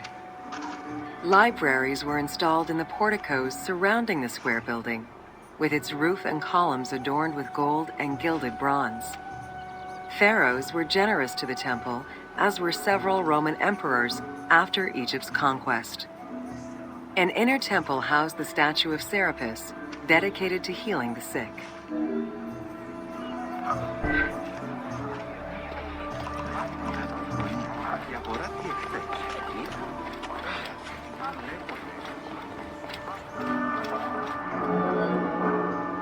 Since the 26th dynasty, Greeks in Egypt had gradually integrated the Egyptian cult of the Apis bull to their own rituals. With the establishment of the Ptolemaic Dynasty, the cult of Apis was further integrated into Greek religion. During his rule, Ptolemy I chose to merge Egyptian and Hellenic gods into a syncretic divinity named Serapis. This name was the result of the amalgamation of Osiris and Apis. With this new deity, the Ptolemaic dynasty managed to accommodate similar belief sets for two different cultures, bringing about a new dynastic cult. Ευχάριστος η μητά σου, ευλογείται σε Θεή.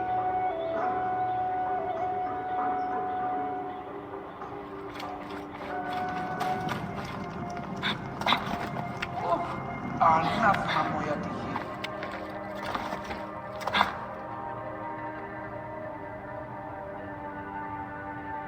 Όταν η μοχτά της πράξεως εγίνατο, ευχιάρη.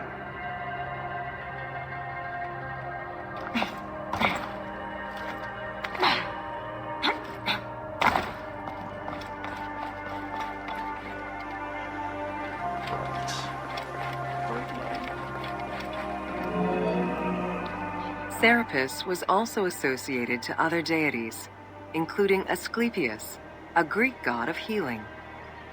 It is possible that, as with the Serapis Temple of Canopus, the sick would visit this sanctuary, sleeping there overnight in the hopes of being healed within its hallowed halls.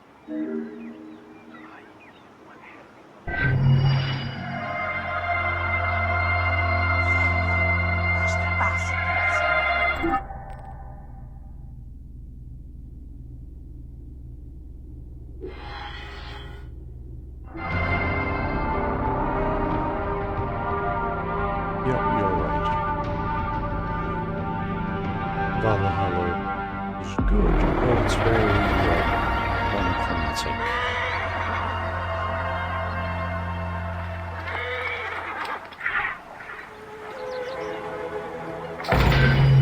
Welcome to the Islands of Ferris.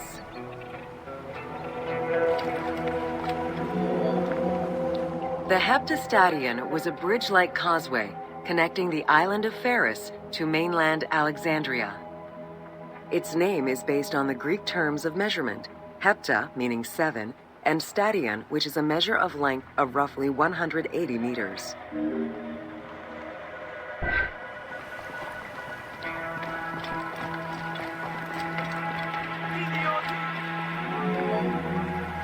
Since its construction would separate the Grand Port to the east and the Port of Eunostos to the west, it was designed with channels at each end. These openings allowed passage from one port to the other.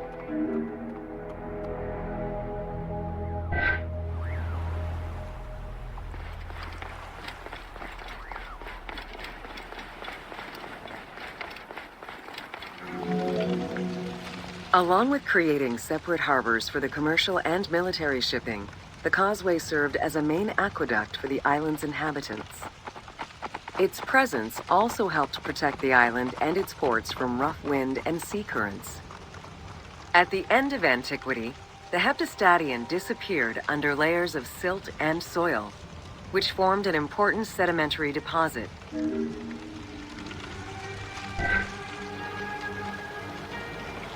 haven't actually completed Origins or Odyssey, so I might do that at some point. Might even do it on stream.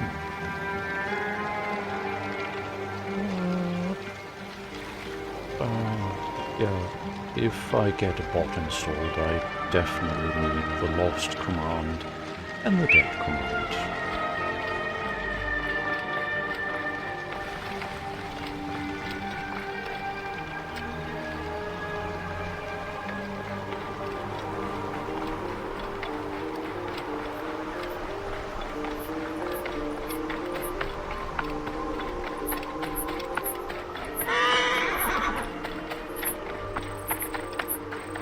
As I stated in my description, I have no sense of direction and very poor reflexes.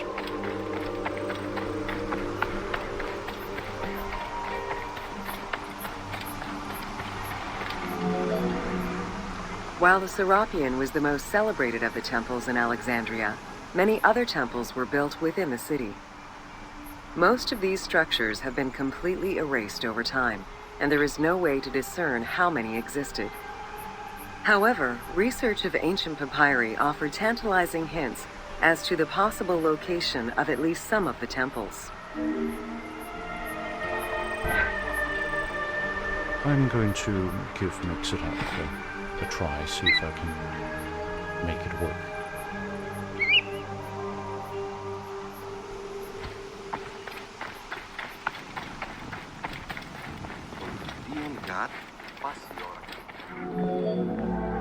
Both papyri and coins reveal evidence of many temples built for the gods.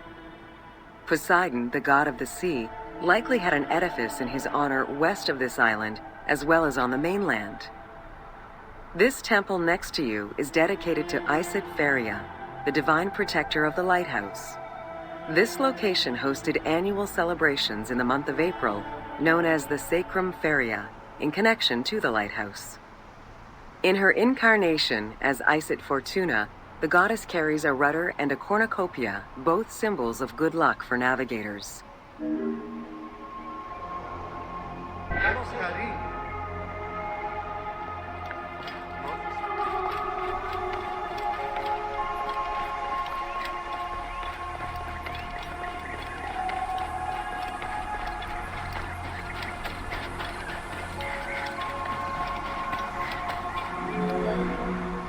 Considered one of the 7 wonders of the ancient world, the Lighthouse of Alexandria was a source of great pride for the inhabitants of the city.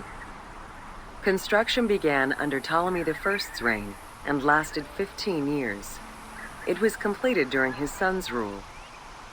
Once completed, the lighthouse was dedicated to the gods for the salvation of those who sail the sea.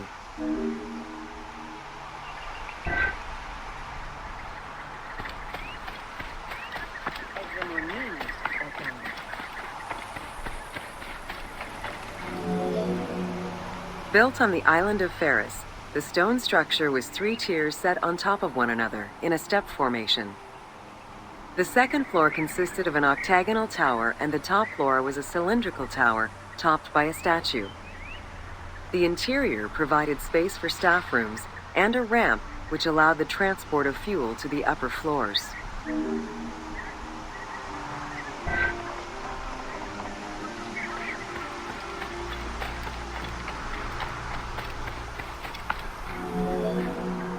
Essential to safe navigation through the rifts and shallow waters, the Ferris was a functioning lighthouse, with a beam reportedly visible 50 kilometers away. It's unclear what kind of fuel was used or how much. Any other details of how the light worked remain a mystery.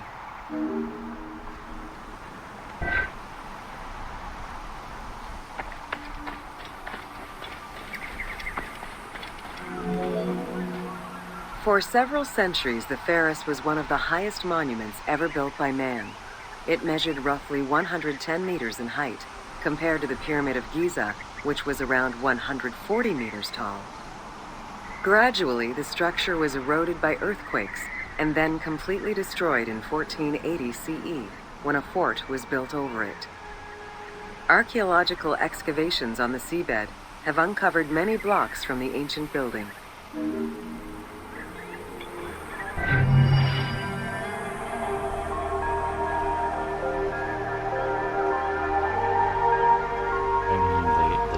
have if they fed enough people enough beans, then...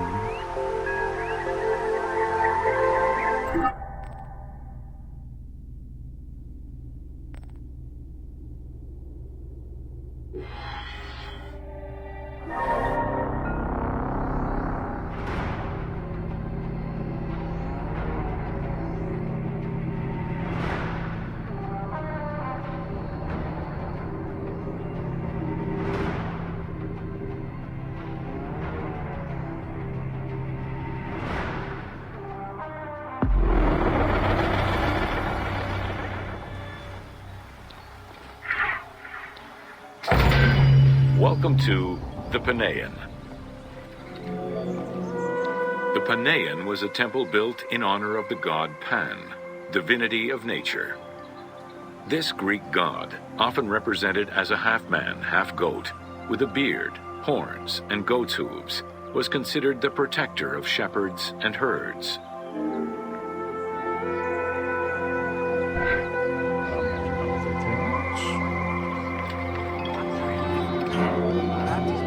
Pan's attribute was his namesake musical instrument, the pan flute. His temples were usually located in caves and on high mountains, and were frequented by shepherds. It is likely that Mediterranean cults adopted the imagery of Pan to symbolize the Christian devil.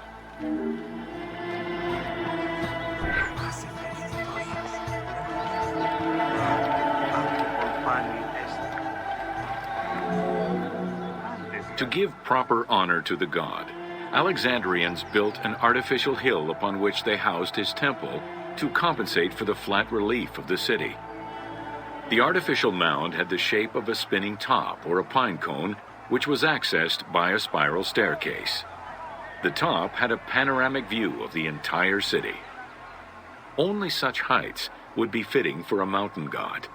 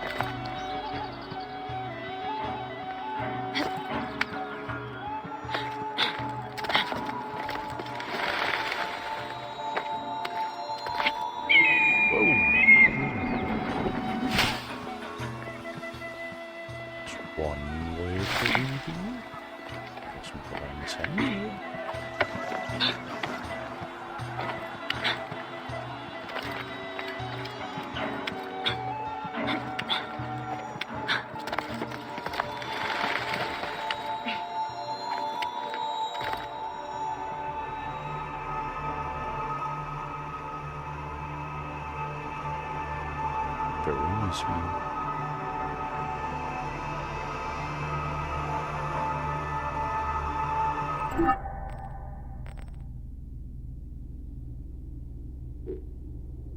Next one, the last one.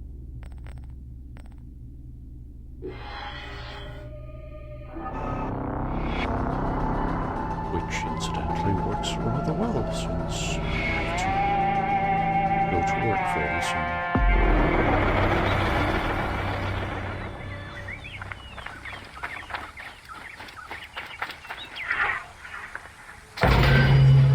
Welcome to the Hippodrome of Alexandria.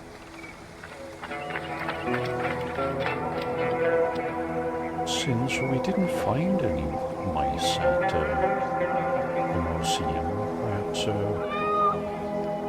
probably won't see any hippos here. Important question. Can you pet the cat?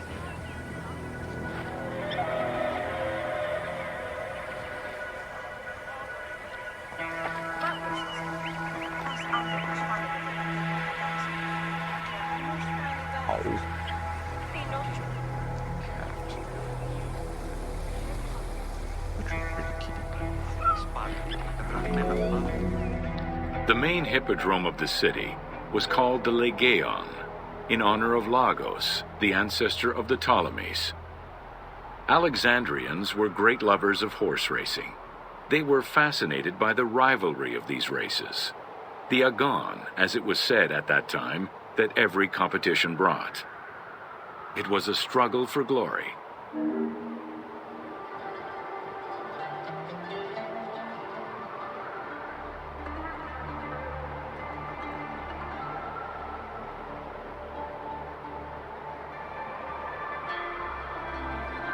Well, Uli, it just requires a blender that's big enough. Then you can.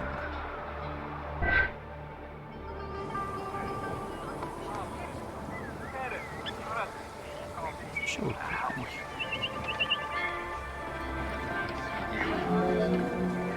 The most important chariot race was the Tethrapon. Using 4 horses with the quickest harness to the front right, the charioteer would race for 12 laps, with sharp turns at either end of the hippodrome.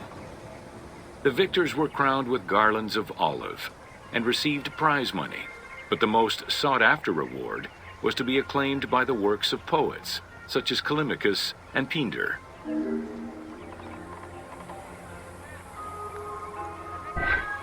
Παύλος εστίν, πας άνθρωπος φάλετε, δεν θα θες να πατάξει. Ου σημαίων οίκων και χαρίεν οικοδομίζεστε. I know there are quite a few quests in Hippodrome where you can go driving, as it were. I just skipped all of them because I'm so very fond of driving. It doesn't matter if in the cars or the horse-drawn chariots. I'm just bad.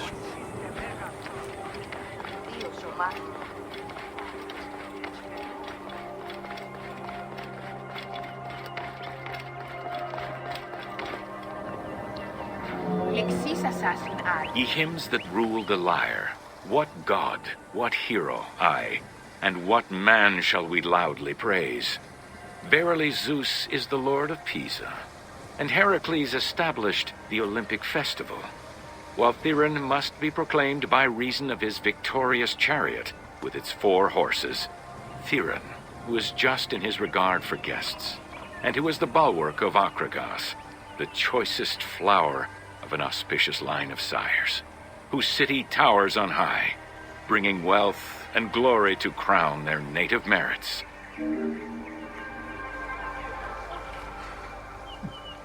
That's a very good question, though.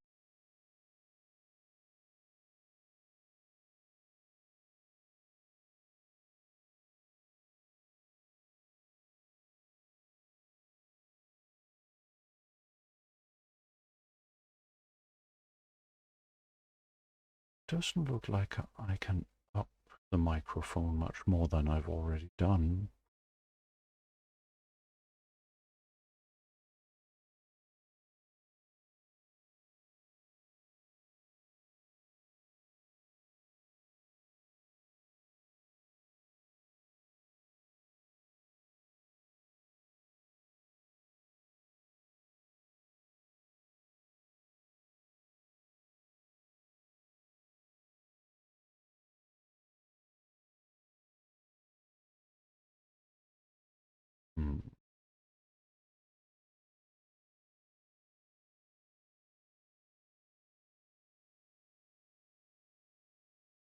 See.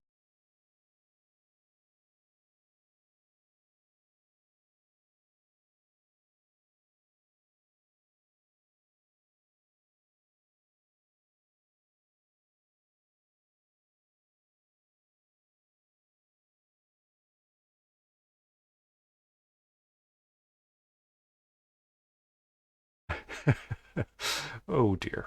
In that case, I think I'll do that off stream.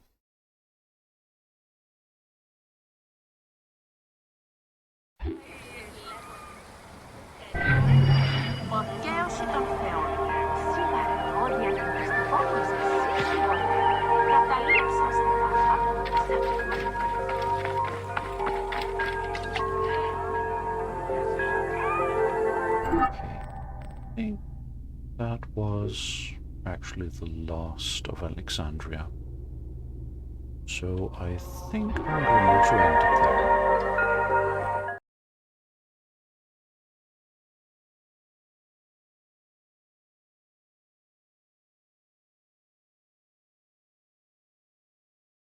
Then I can try and fiddle with microphone settings afterwards.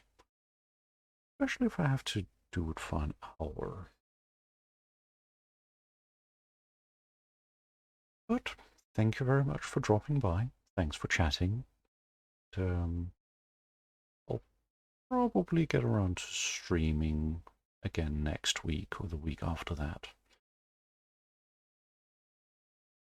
I have some exciting ITEL training that I need to take as well, so I can't do that while gaming as well.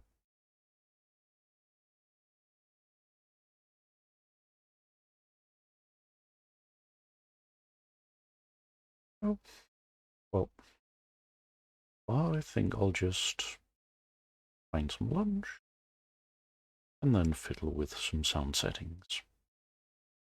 But thank you for dropping by, and have a nice day all.